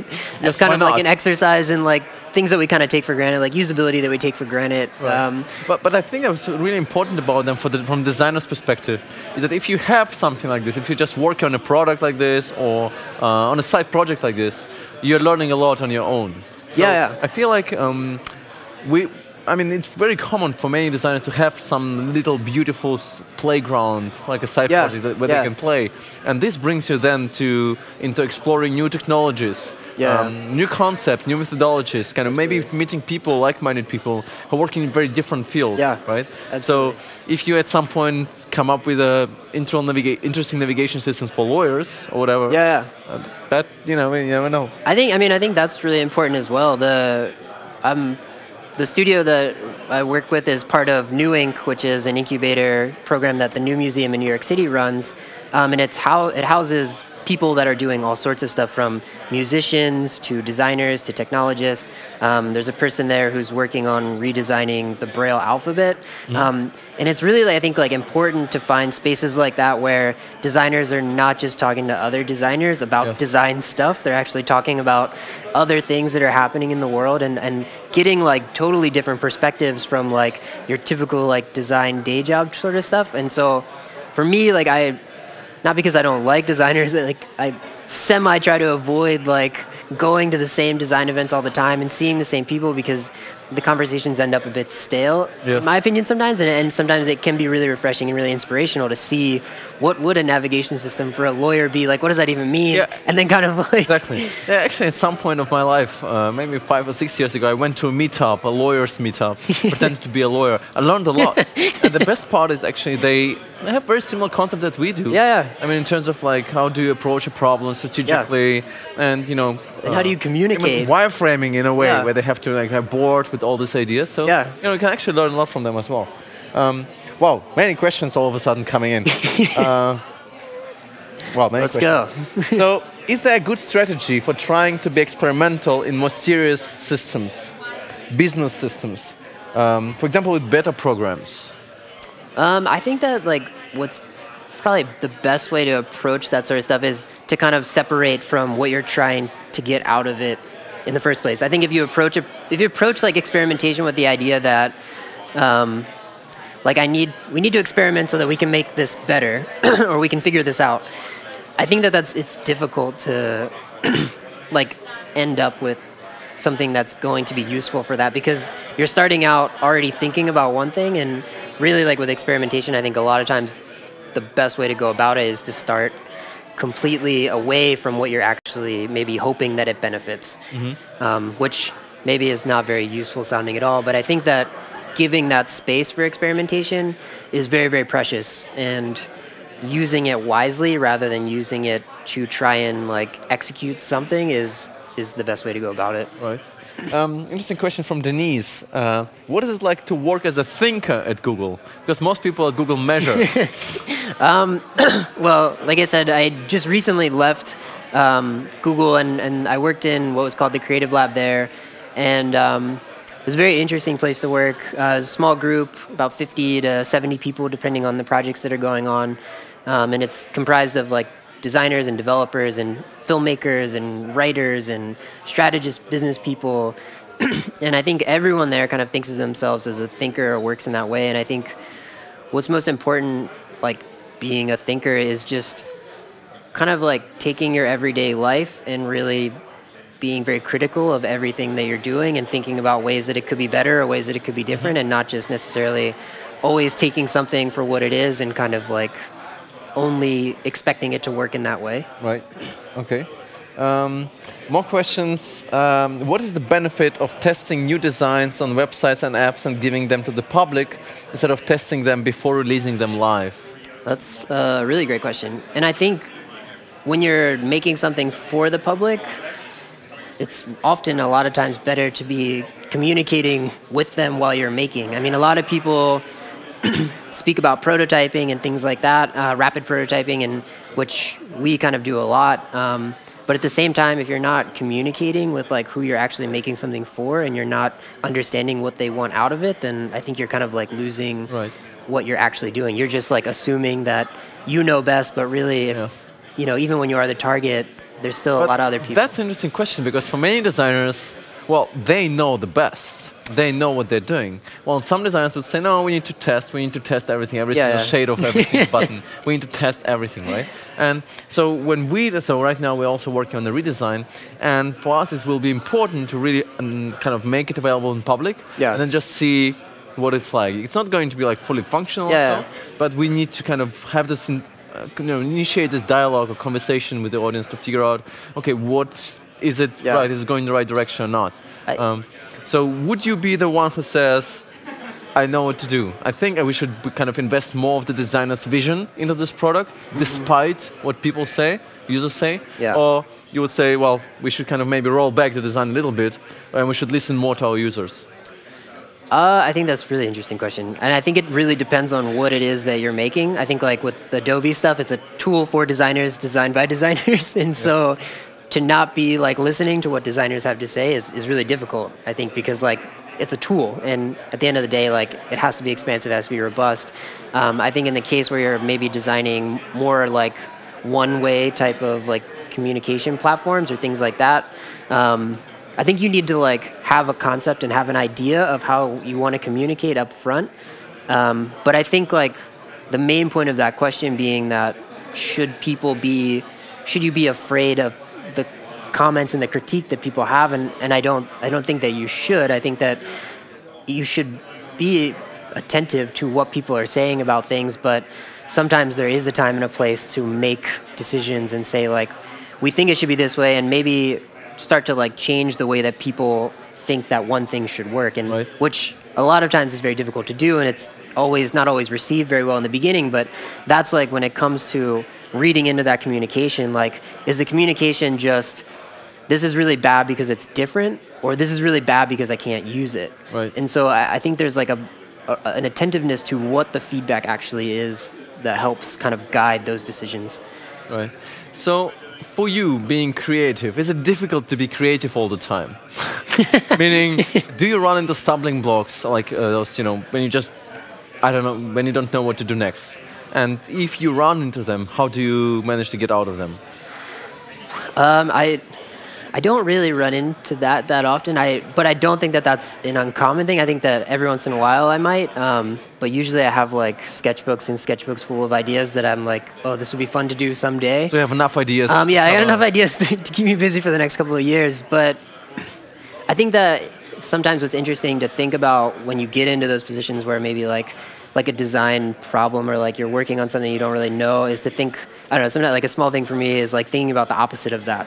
Like thinking about like, okay, if we weren't trying to do this, or if we're trying to do this the wrong way, how would we do it? And kind of like working from the opposite perspective of like, how do we make this really communicative? Well, like, how do we make it so that people don't understand it? And then thinking about like, what are ways that you kind of see in those two positions? Okay, so instead of maybe how to make it work, how to make it break. Yeah, how to make it break, yeah. Okay. That's all right. Break everything. Excellent. So, should we break more on the web?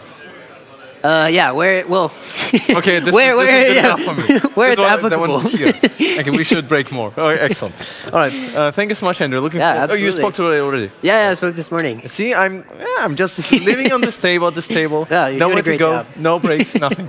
Thank you. Thanks for Thank you very much. All right, appreciate talk to you soon. Yep. Excellent. Absolutely. Great. So we are going to have another break now. And then we're going to be back in 5 minutes from now with Lin He and Bertrand Carrara from Coafu. And we're going to kind of rediscover again the conversation about virtual reality and combining virtual reality with traditional technologies like ink drawings. That sounds a bit surreal and unreal and weird, but it is doable. And we'll talk about how we can make it doable in 5 minutes. So please stay tuned.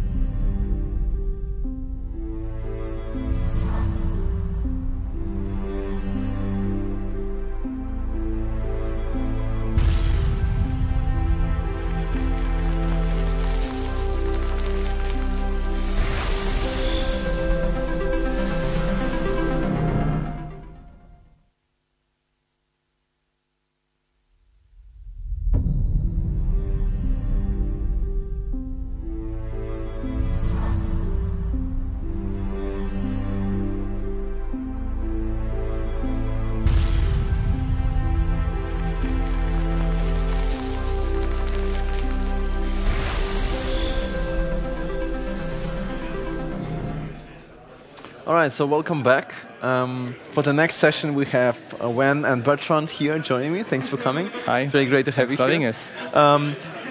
You have a very interesting description, which really kind of, it's simple, but it kind of really made me change the questions I would ask you. And you wrote on the side, the portfolio, that you make people see things in a different way. Yes. Right? So how different is it? Radically different? Do you want to make a huge impact so people really see things differently? Yes, I think because I'm coming from another culture. So when I moved to Europe, like it's a big culture shock to me. I mean, it's totally a different world and a different style. And so when I start working in Europe, and then there's a conflict like between my culture and this new culture, and it's interesting because it's not what I'm familiar with. And so the more I work, actually it inspired me. So I got more ideas. This kind of how this project started. And so I start to think about, okay, is there another way to tell this story? And also I want to put my culture into the storytelling. Right. So I start thinking, okay, if I use my more like Eastern style to address the story, like how it would look like and how it will be. Right. But maybe you could also just give us some insight, just a little bit insight about the work that you're doing. So, because not everybody watched the talk in the morning today. Yeah. Right. So, what are the crazy things that you're actually doing on a regular basis? I don't know. We did another experiment where we put like the map of constellation into a dome, and people can control it with a leap motion. And the thing we quite like about it is like something like everyone knows about, like the stars and the constellation, but we actually never really look at it. So like. And I think that's what we meant by looking at things in different ways. Just like if we put them in a digital world, people will be like, with an interesting interaction, would be like intrigued by it and wanted to explore it, and then rediscovering things which already exist, but in a different way, and like giving another look. Okay. Yeah, and I mean the project Bertrand mentioned, it's one of the biggest challenge to us, like how you visualize the whole night sky and how you navigate as well, because you want to be able to see everything. It's not just a hemisphere. You have the whole sphere, and how you position yourself, and then how you move things together, how the interaction should be. It's always a big challenge, but big fun. Yeah. But if we also go back to the roots of what you actually mentioned about your origins from Taiwan, you also worked on this project which involved Taiwanese ink. Yes. We kind of try to connect it somehow with, with modern technologies. Maybe you could share a bit more about this project. Yeah, and actually it's interesting that we have this idea of the Eastern world, the sort of like a Chinese style map first. That's our initial thoughts, and then when we start with some prototypes for sure. And at the beginning was just using like 2D layers. But that put them into the 3D world. It's interesting, but then there's one day when I just walked back to my house, and then I suddenly got an idea, like, what if I just record an ink drop on paper, and then put it onto a mountain? How will it look like? And then so at the moment, I really don't know like, what's going to happen, but I just think, yeah, it might be interesting. So I done a lot of tests during that night and just put some ink drop. And then when I put it into the 3D model, use that to texture the 3D model. And for us, like it feels really close to what we saw in the Eastern drawing, especially the watercolor drawings, and then that become one of the starting point for this project. And we start, this really looks close to what we want to achieve, and it's interesting as well. Okay, so maybe when we kind of look more into the VR side of things, I'm curious at this point. So when we're talking about designing and building VR.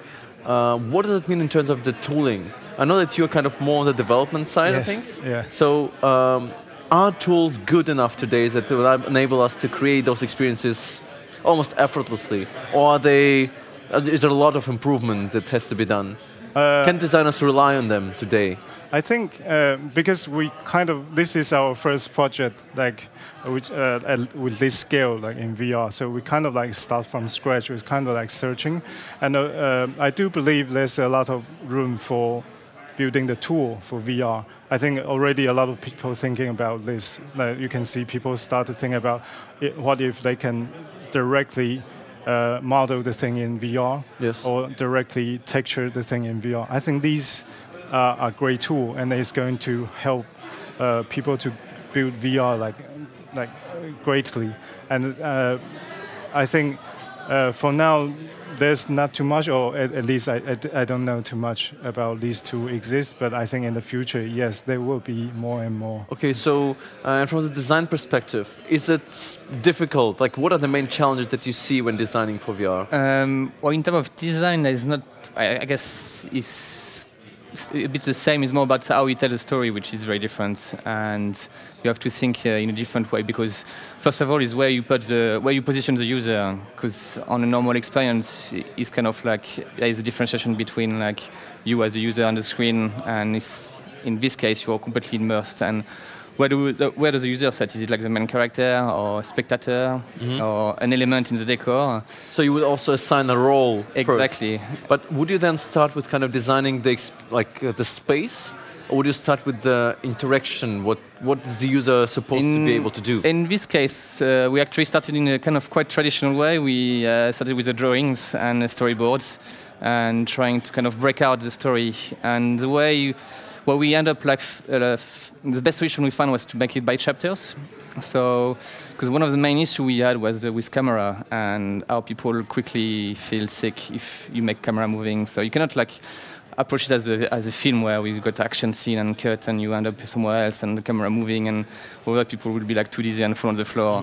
So we end up with this idea of making chapters and breaking points where people reset in a different place and see the story unfold in the best point of view, and then on top of that we think about interaction and how we can bring more life to the story. So we really kind of take the story as a backbone and then build on top of the story. Okay, and so when you start working on it, so I'm really curious about the transition from traditional drawings into the actual models. What does it look like? I mean, I don't have any experience in designing for VR. I'm just curious what the steps are. Well, I think it's kind of build up naturally. When we start with a more traditional way in 2D and it looks good, and then we discover we can use the ink drug I mentioned and in 3D, and then suddenly you're in the full 3D world, and then once you start moving the camera around, then you get more sense about, oh yeah, there's opportunity here. Bert mentioned about these camera angles. Actually, we discovered them after we start building the world, because while we are prototyping, we start to try different angles. Do we want to start it low, or do we want to start it high, or bird views? Right. And when we start to explore different angles, and then the more idea come to us, and then we start, okay, maybe we need something here. We start to make okay, let's make a storm scene. Right. And then we drop in the rain and the thunder and other stuff. So do you feel like God's creating those universes and doing whatever you feel like? Yes, in maybe a way, with a few little magic keyboard strokes that change the entire experience? Yeah, in a way, yes. Okay. Yeah. I was going to say, there was one thing which we do often in our project is we kind of feed each other with inspiration. And one thing when it's very good at is prototyping and making tools for me then to experiment on. So usually it's a WebGL tool on Chrome, and you send me a link and then I can play with it, add my own assets and build the things. And we did it a lot on this one to kind of texture the world and playing around. So it was still browser based, but it kind of managed to kind of build a first structure before we get into the proper VR things. Right. Yeah. We have a couple of questions coming in about exactly this. Okay. And what we discovered today in the morning is that there is no designing for VR. If you're designing for virtual reality, you're designing for VRs. Because there are very different devices that are very different in terms of the user interaction and capabilities, right? Yeah. So it requires you to really think carefully about what exactly you're targeting. Yeah. But what would be the design software that you would be using for designing for VR? And what would be the development software you would be using as well? I'll be, personally on a design point of view, I'll be using After Effects. After Effects, okay. Yeah. And from the development point of view? I think I still use, because we're using web-based language, so I'm still using JavaScript. So like any text editor, like as most of them can cover the needs. And what about browser support? I mean, this. Well, like yeah, this our project this time is a little bit special because it's installation. Right. So it's basically just you're choosing. You have the freedom as a god to choose whatever you want. Yeah, exactly. I really like your job. Maybe I should switch at some point because you're creating this wonderful experiences. Okay. Peter is wondering: do you see ethical challenges with making VR experiences? Putting somebody into a different reality is such a powerful thing to do, and designing for it is crazy to think about. Do you have nightmares, to put it differently? No. No shame. You sleep well at night? Yeah. Okay. Yeah. So you don't have any ethical concerns? Not yet, no. No, I think, it's all right. Okay. Fadi Sarat is asking, so how do you create new innovative VR project from scratch? I mean, we discovered that you actually start with drawings, right? Yes. And what would be the next step then? You move it into After Effects? Or? I think mostly is that when we start, of course, the first thing would be the concept, the idea, and then Bird will start like drafting, like it's just the concept art or like initial sketches, and those sketches always inspire me, and I kind of enjoy like jump directly into the development. I start building prototype, and then I start thinking about what texture I can use, what model I can use, and then I start to construct. What can you use?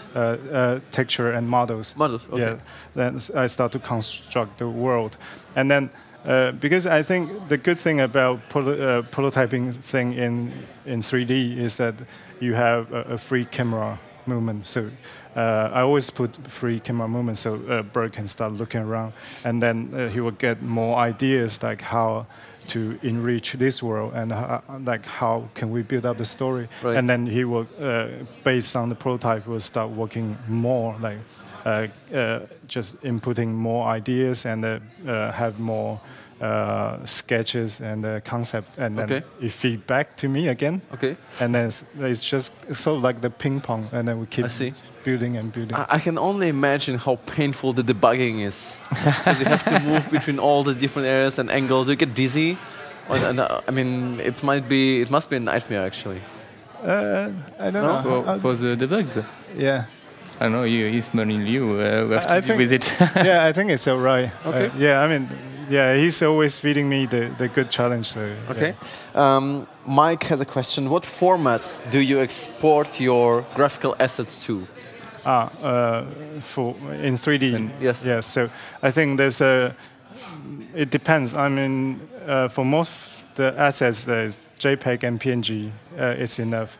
But when it comes to lining, especially now the PBR, the physical-based lining, is a really hot topic, and everyone trying to implement the PBR. And then in this case, you need to have high dynamic range images. So either HDR or DDS. I think both of them is doing a really great job. Okay. Also, like on this experiment, most of it are made by code, basically. Like the whole landscape is made by code, and only the giant is actually a 3D model. Yeah. So it was kind of quite core to us to make as much as we can in code. Yeah. What is some of the more interesting, maybe obscure tricks that you're using, you learned the hard way when designing for VR? Something that you wish you'd known early on, where you spent maybe so much time doing something, but then you wish you'd known that one thing that would have made your life so much easier? Well, go back to the camera thing. That was like the first thing where we really actually thought we would be a bit stuck, because at first we didn't thought about those kind of chapter things, and we see it more as a kind of film, kind of animation.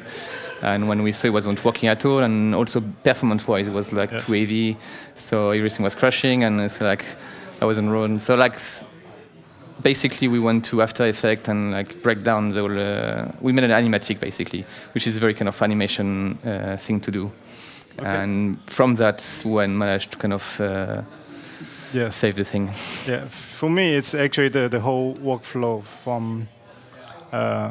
from creating the asset to exporting the right assets for the developers that we can use in code. And we spend a lot of time searching and experimenting with all kinds of, like, for example, the 3D file format and the right one for the animation, all this stuff, right. And how to export them, how to model them properly. And I think this is, there's a great learning curve on this thing. And okay. I wish I could know it earlier. Okay. Yeah. And so if somebody wants to jump into VR, what would you recommend to do first? Any books or any websites, or just dive in and do whatever? Yeah, I would say just dive in. But as a developer point of view, I think just go with the base, with the core knowledge of the 3D. It's going to help you in a great way. Getting kind of to understand how to design for the 3D space and how to model 3D space first. Yeah, because you're going to need this knowledge. Like the designer always asks, hey, can we like change this or change that in a 3D world? So you want to be able to quickly respond to this request, right. And that's where the core knowledge is going to help you. Okay, all right. So as creatives, we always get to these fantastic ideas when in the shower or, I don't know, in all and inappropriate timings. Do you have many sleepless nights when you just have this idea in your head, like a light bulb, and then you have to make something out of it at night? Or is it more, are you more relaxed? Yeah. I would say it's more relaxed, but it's more like when you got an issue that you don't sleep and think about the issue all the time, and it's obsessive. So when it's like a good idea, you just like keep in your mind and say, okay, I'm going to do it tomorrow. For me, I'm talking. Yeah, I think it's the same. It's like always the thing you want to fix, the performance tweaking, and when it always comes to you when you're just trying to go to bed and then you have I could do that. Yes. And then you start thinking about it. And then you're stuck. This is it. No sleep tonight. Yeah, exactly. So, do you have a dream project that you want to achieve, like something profound, something really big? If there was a dream project that you'd like to be commissioned for, what would it be? For me, I think it's going to be the extent of this project we are presenting now. I still after all these years living in Europe and having just learning different cultures, I still feel like the Eastern culture inspires me more. So that's why I started this project with Bertrand. And then I think the dream project for me will be to extend it even more, to make it bigger. Like bigger? Bigger, so like multiple projectors and a huge hallway, and so we can actually put the whole storyline into one big canvas. You can just see that from the beginning to the end. Right. I think that will be a dream project. So maybe by the end of this year? I hope so. Excellent, thank you so much. Oh, unless you wanted to... mine is quite controversial. I would be more like, I would love to make a more comic book. A book, all right. A book, yeah. So living on VR? Not on VR, but just like making a book, a physical thing. Okay, maybe we could talk. Yeah. Okay. All right. Excellent. Thank you so much, Juan. Thank you. Thank you, Bertrand. Thank you very much. Thanks for your time. Yeah. And we are going to have another short break. No more VR today, probably. Well, we never know. But we're going to have a little conversation with a few creators who are nominees at Awwwards, who are going to be maybe getting awards tomorrow. You never know. We'll find out.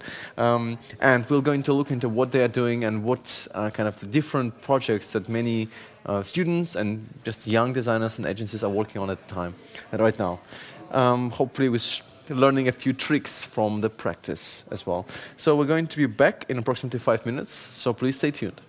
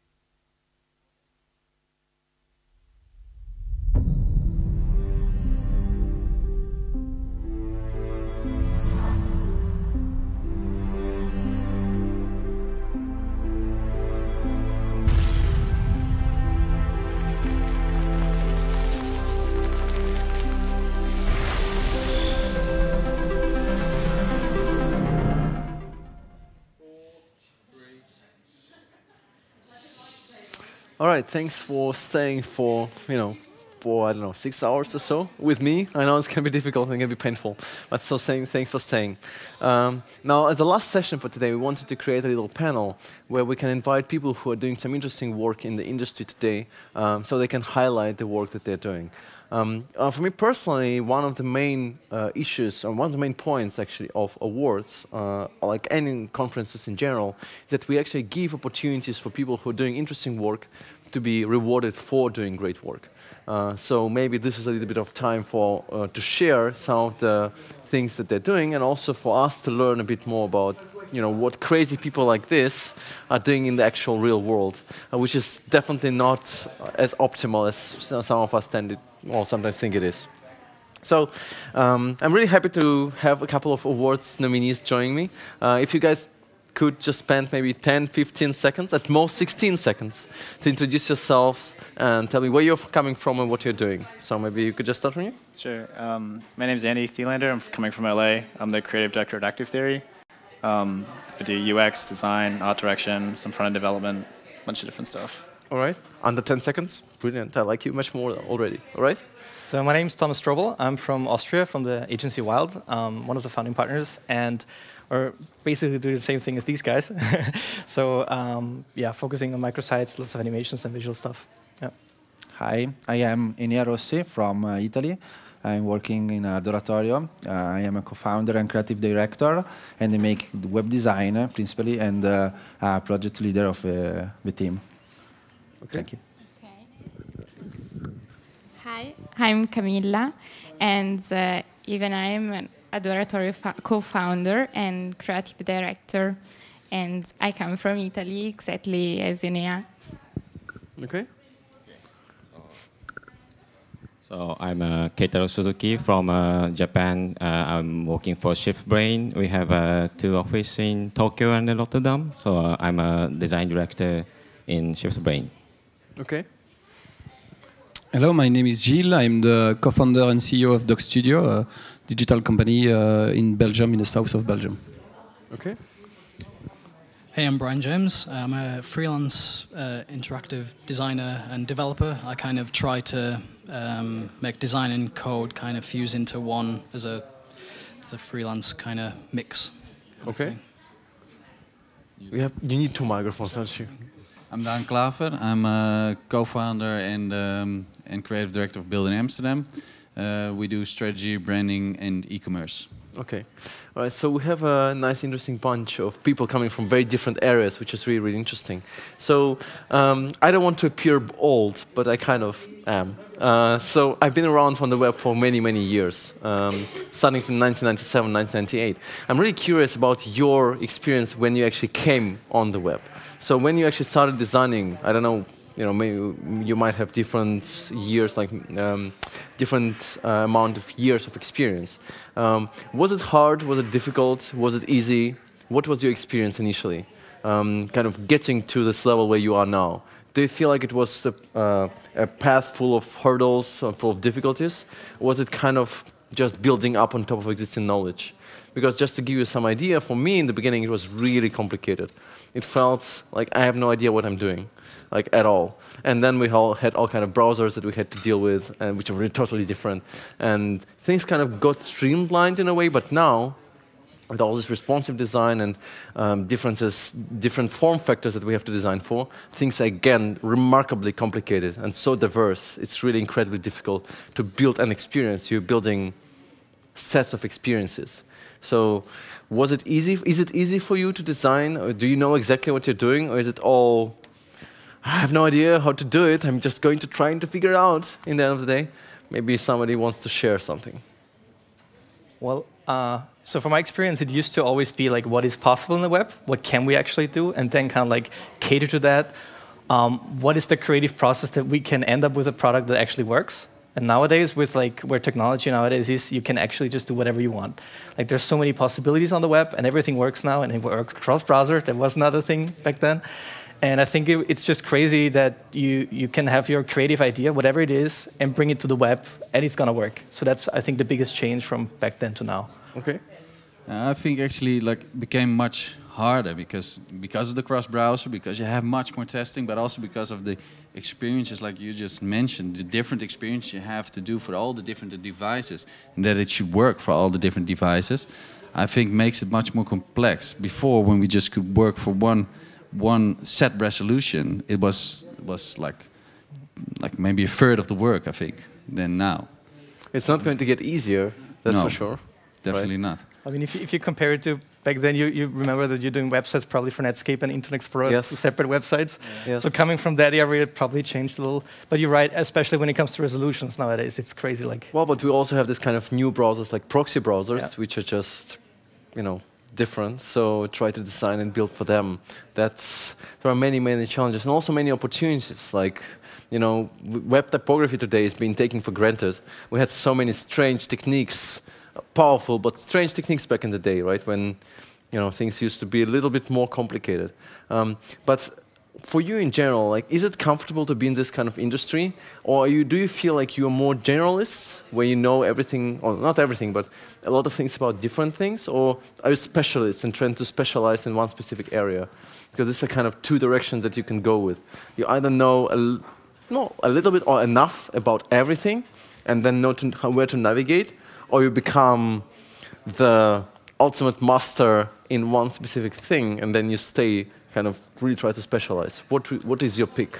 I think it's better to stay generalist. You kind of need to have a broad range of knowledge because it really influences your decisions in different areas. Like if you're the best designers know how things get built, the best developers know what good design looks like. You really need to cross roles in order to build group products. I think if you kind of work in a silo and you expect that quality to translate into the next person, that doesn't always work and you might get frustrated. You kind of need to be a part of that process.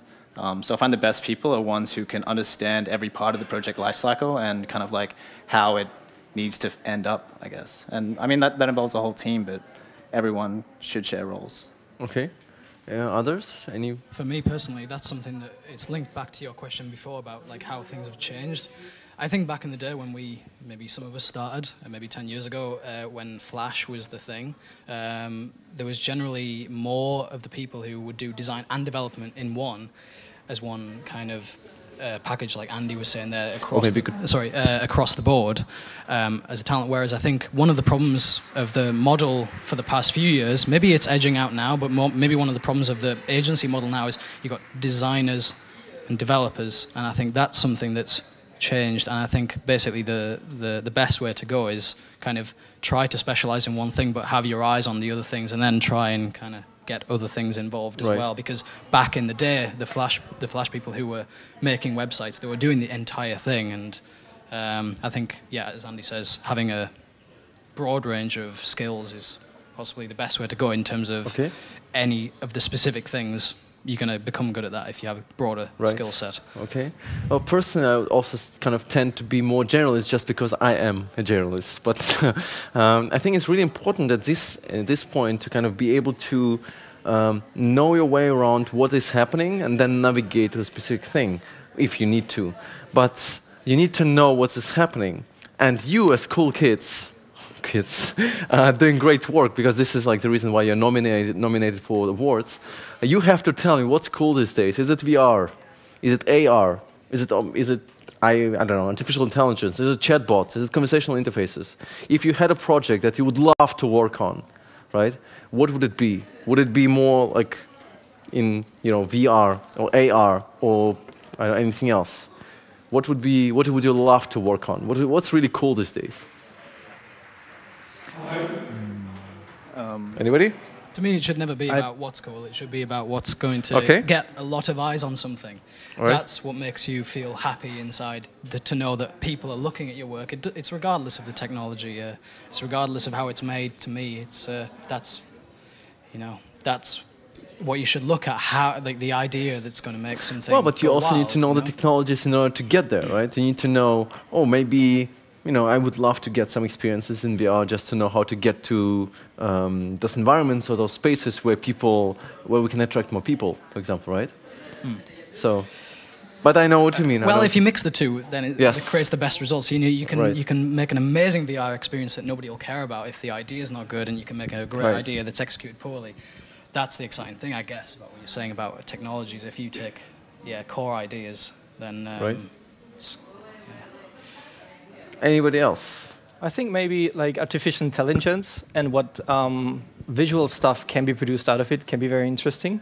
Because it's something that hasn't been there before due to like computational power and so on, right. And it's going to be really, really strong. Not just for crunching numbers, but I also think like for analyzing images and so on, where people like can submit things that they weren't used to submit to experiences, and then having something being generated out of it with artificial intelligence, that can be something very interesting. Okay. Yeah, as you told, we are all kids here. We are all passionate about the new technology. But I think our work is to make it invisible. And if an agency is using VR, and if it's invisible but the experience is great, it's that we did well our job. No. All right. Okay. Yeah, I think so. It's not important is VR or which technologies, but it's important that the project is meaningful and is important for the person, no? And I think this is the better things to make something. Right. Yeah. So I'm curious now. So if anybody of you could just share one obscure trick or tip or technique that you're using all the time that saves you a ton of time every single time, and something that you wish you discovered years ago that would have saved you a ton of time, maybe a ton of money, I don't know, for people who are just coming to the industry to know, okay, I can do this. Oh, you see, I can actually use it in my work as well. What would it be? That one little thing that really saves you every single time. It's it's maybe a bit daring to say, but I think like why we're all here as well is because because you look at each other and you look at each other's work, and when you start out, it's really difficult to create something from scratch and create something unique. So I think it's a lot of time. It's a good idea to look at what's out there. Maybe you start out with copying it a bit with the start, and then changing it up while you're designing. You don't have to invent every little aspect of what you're doing. I think because when I was young, I constantly thought I have to invent everything I'm doing. And so much has been done. So get the best pieces out of all the things you see, combine it and make great work. Okay. We tend to say that, copy what other people are doing, but then break it like mercilessly. And then create something new. Yeah, take it further. All right. Anybody else? Can be a dirty trick as well. I don't judge. Well, I mean, something that we started doing when we first started is just don't give people options to choose, because that usually results in kind of like a mixture of different styles. Like when you're presenting designs, you don't need to do options. Like pick a design that you think is the right approach and go with that design. Like don't present 3 designs, because they're just going to pick and choose bits of that, and it's going to create something. It's going to create this monster that you didn't want to happen. Like go choose a direction, be confident in your choice, and just go do that. Okay. I think you can also fake it. That let people, I don't know, think that it is it's real, and it's not real. We are in a digital industry, and it's really easy to fake stuff at the principle when you start. And we did that a lot at Doc Studio at the beginning. Okay. All right. And another thing, I think it's not important to be the first, no, but be the better, no. Okay, I think some designer copy and remix. I think I really agree with Build in Amsterdam, because we have some designers have already designed a lot, and I don't know, from our experience, we are grow up in 2 years, and now we are here with some amazing activity and Doc Studios, and we really learn a lot from the other agency and the other people. Study a lot during the night and the day, blah blah blah, for make it better, not always make it new. Right. This is my suggestion. Okay. For me, for me, the number one thing to save time, if I was talking to a student, is don't leave glasses of water next to your MacBook, and then throw it all over the MacBook. That's happened to me actually a couple of times. I wasn't. That's right. That actually did happen to me in a bad way, but this is we should not talk about this. Yes. And another things maybe try a lot and try and make an error, and retry. Because this is actually exactly what I see many designers are doing, where we have lots of side projects, crazy experimental, totally useless side projects, where you just try to do something with technology, try to do something with techniques that you've never tried before. Maybe you don't have proper drawing skills, but you're good at something similar, or maybe you are coming from fashion industry and want to kind of get into illustration, right? Just try and do something, because even those seemingly useless projects might end up with something that really is important. So I really always encourage everybody to just go ahead and do whatever. Just start drawing pictures of glasses, with or without water. Doesn't matter, right? So something like this. Personally, I also think that's a point to agencies themselves as well as the actual individual, because I think one of the problems of that approach, which is absolutely what you should be doing, you should be experimenting, but experimentation needs the company above you to allow the experimentation. And that's not always the case. Sometimes you can be, I don't know, putting paints on a sheet of paper, that can look like you're not working. It needs the agency themselves to be looking at that and thinking you're working, rather than you're not sat at your desk and you're not doing work. It needs understanding from the agency itself. So I think it's a point to them as well, rather than just the individual. Okay. Yeah. All right. I would even go as far as saying that the experimentation process is actually needed in order to do the work that we do. In order to stay on the edge of things and to have new technologies coming in all the time, you have to experiment in order to really know what it's about.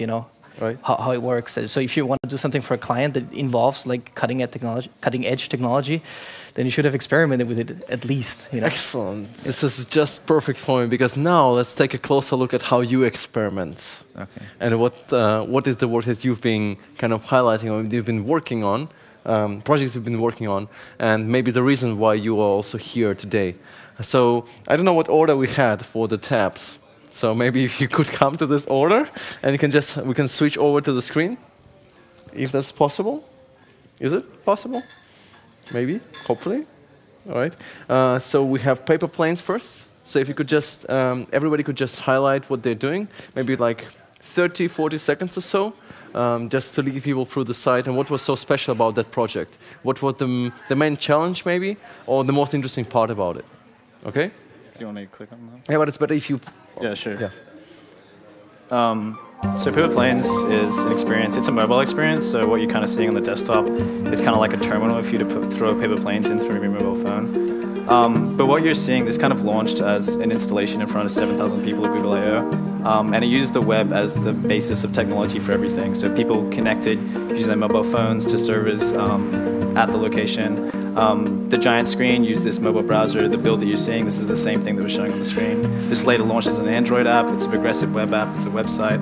Everything here is web technology, and it's really just like a really good representation of kind of like how far the web has come and kind of like what it's best used for. The experience itself is kind of like an abstracted representation of like how we can connect other people on the other side of the world through the access of like stamps, as well as being this sort of like archival log of connections that grows over time. A lot of people use it so far. I think it's up to like 2.5 million planes being thrown, something like 8 million stamps. So it's a really nice project. It doesn't really have any point to it other than connecting people. Oh, that's cool. Nice. All right. Excellent. We have Inferno, I believe. That would be us. So Inferno was for the newspaper magazine Falter, and their main claim is "Get me out of here." And we had the wonderful collaboration with artists to create this striking visual experience that kind of like takes you through the 7 stages of modern hell, you could say, which uses like just going through it real quick. We're using WebGL here to have a very fluid dynamic experience, and it always reacts to your mouse movement. And I'm just gonna pass over real quick here.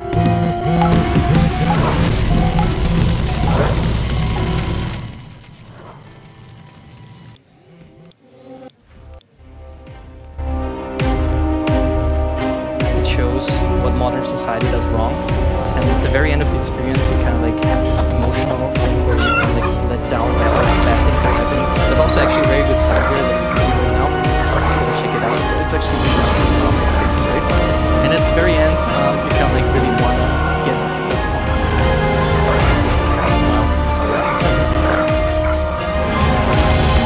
kind of like want to get closer to the end and actually get the person so you can like understands the claim very well in the end.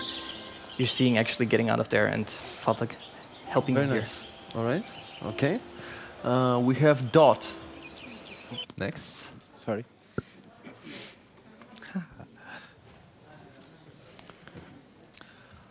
Oh, this is our new project. I think we release this project maybe tomorrow or in this week. And we have a rethinking the female hygiene, no?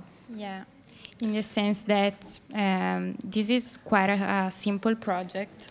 We've been experimenting with WebGLs for the really first time, so what you'll see is probably not super surprising, but the interesting thing about this project is that we try to give a new identity to the period, in the sense that we think that there's no problems in having periods and being female, and so we are really proud of this project. That's an adoratorio complete production, from the name to the brand, and clearly the website and the social project. All right, excellent. Thank you. All right, we have Nurture Digital.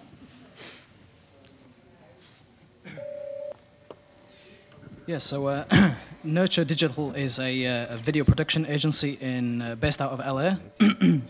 And basically, the site, as a brief, was show their work, which was always video material. And I while the ideas phase was in place, kind of hit upon this idea where I'd like to preview their work within masks of their letter forms, which through the feed right now, you can see basically from the homepage, it forms from N to U to R to T to... It goes from letter to letter in their agency name.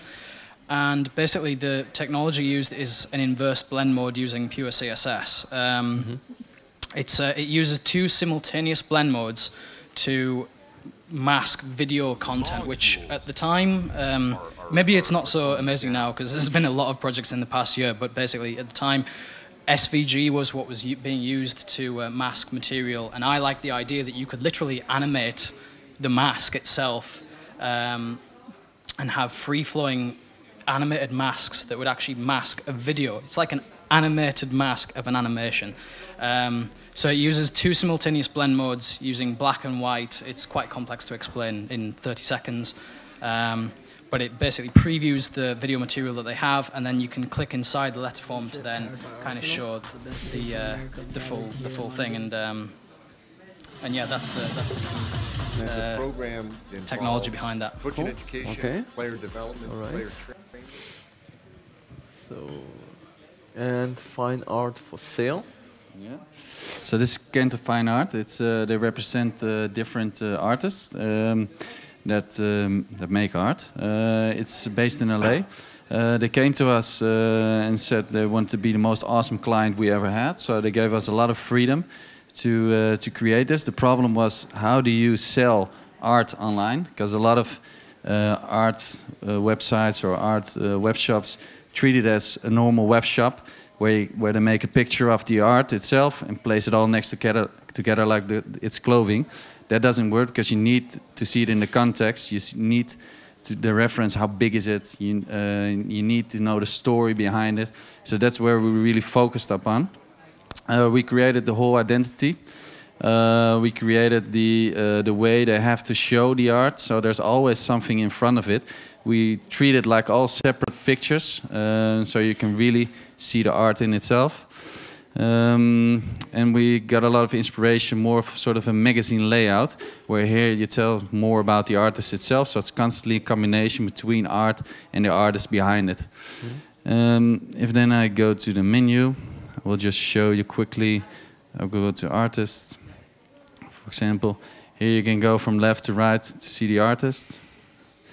Then if I click, for example, on this artist, you get the story of the artist itself. We start with a vertical photo.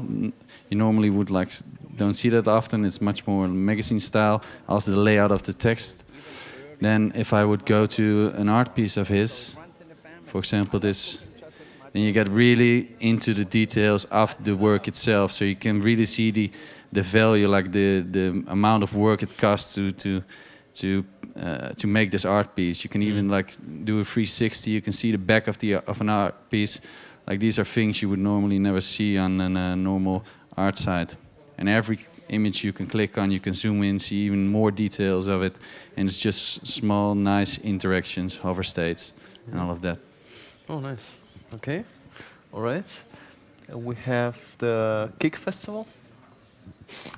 Yes, I like to show this work because the Kick Festival is a side project from Doc Studio. So we are the client and the customer, and it's always like a civil war in the office when we are starting the process of the Kick Festival website.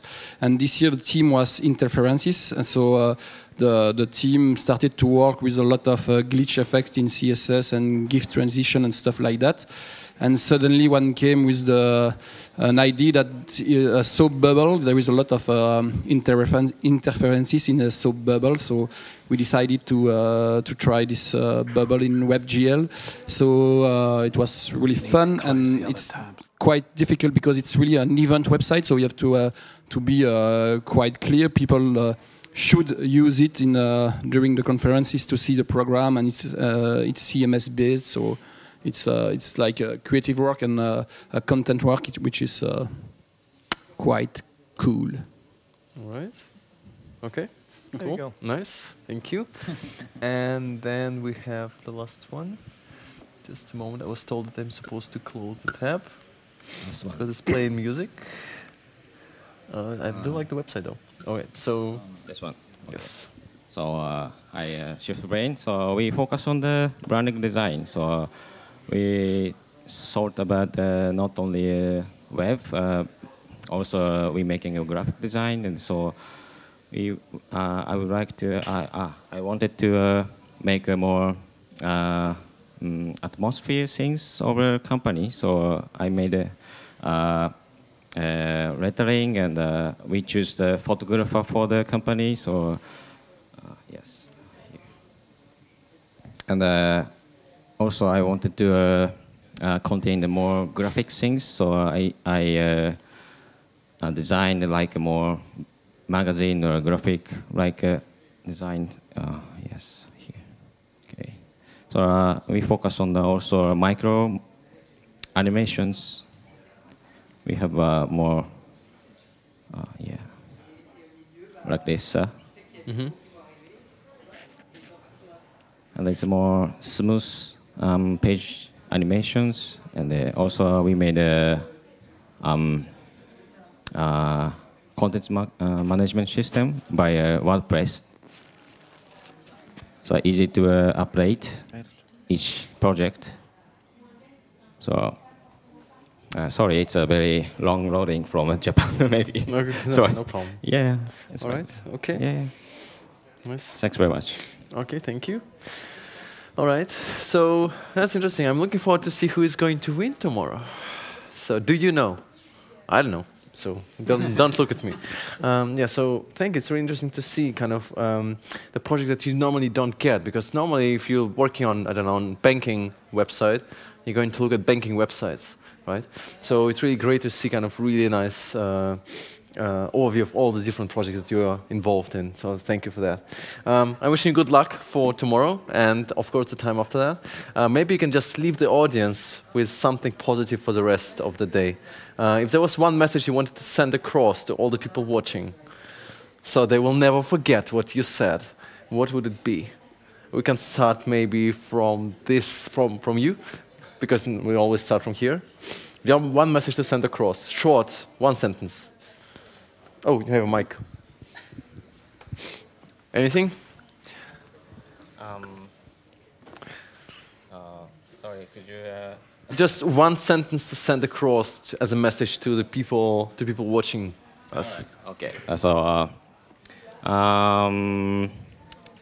It's very difficult to. Okay, that's fine. Word. So, can I speak Japanese? Yes, sure. That's very difficult. Message, just message, right? Yes, just message to the audience, like to aliens, just not aliens. Okay, so いいの作ろう. I don't know what it means, but it sounds very Japanese. Okay, what does it mean actually? Making good stuff. Making good stuff. All right. Enjoy what you do and do a lot of stupid stuff. Okay. Don't follow agency names or company names. Find something that you actually enjoy doing. That's too long already. Do what you want to do rather than following some sort of dream that's based on. Okay, so you just set commas and between. All right. Try to get inspiration outside of websites as well and implement it. Okay. You're only as good as your last project. Okay. Let's get cheesy. Make bridges, not walls. Okay. I think dream a lot and sleep a bit. Sleep a bit. All right, I like that. You need a mic. Yeah. Right. Just always try to make it beautiful, but overall significant. Oh, that's an interesting ending. I like that. Excellent. All right. So good luck, guys and girls. So I hope to see you tomorrow as well. Fingers crossed. All right. Now, this kind of ends up our little day for today. I hope it was a long stream, but I hope that you found at least some nuggets and it's useful for you, for your work. I mean, if we look back and what I kind of when I kicked off the entire stream today in the morning, it was all about finding out what the new technologies are like, and then also finding out what we can use what we can do with all of these technologies in our work. So I hope that during these 6 hours, you were able to pick some of the things that you found useful to apply to your work. With this in mind, maybe see you next time in another live stream. Thanks to Adobe and to Awwwards for making it happen. It's really great to be here, not only just sitting here at the table. Hopefully tomorrow I'll have some time to walk around and talk to people. Well, I talk to people. You know what I mean, that's not so important. So, maybe see you in another planet. Another planet? I'm so tired. See you another time, somewhere else. Maybe in the live stream. Thanks for watching. See you next time.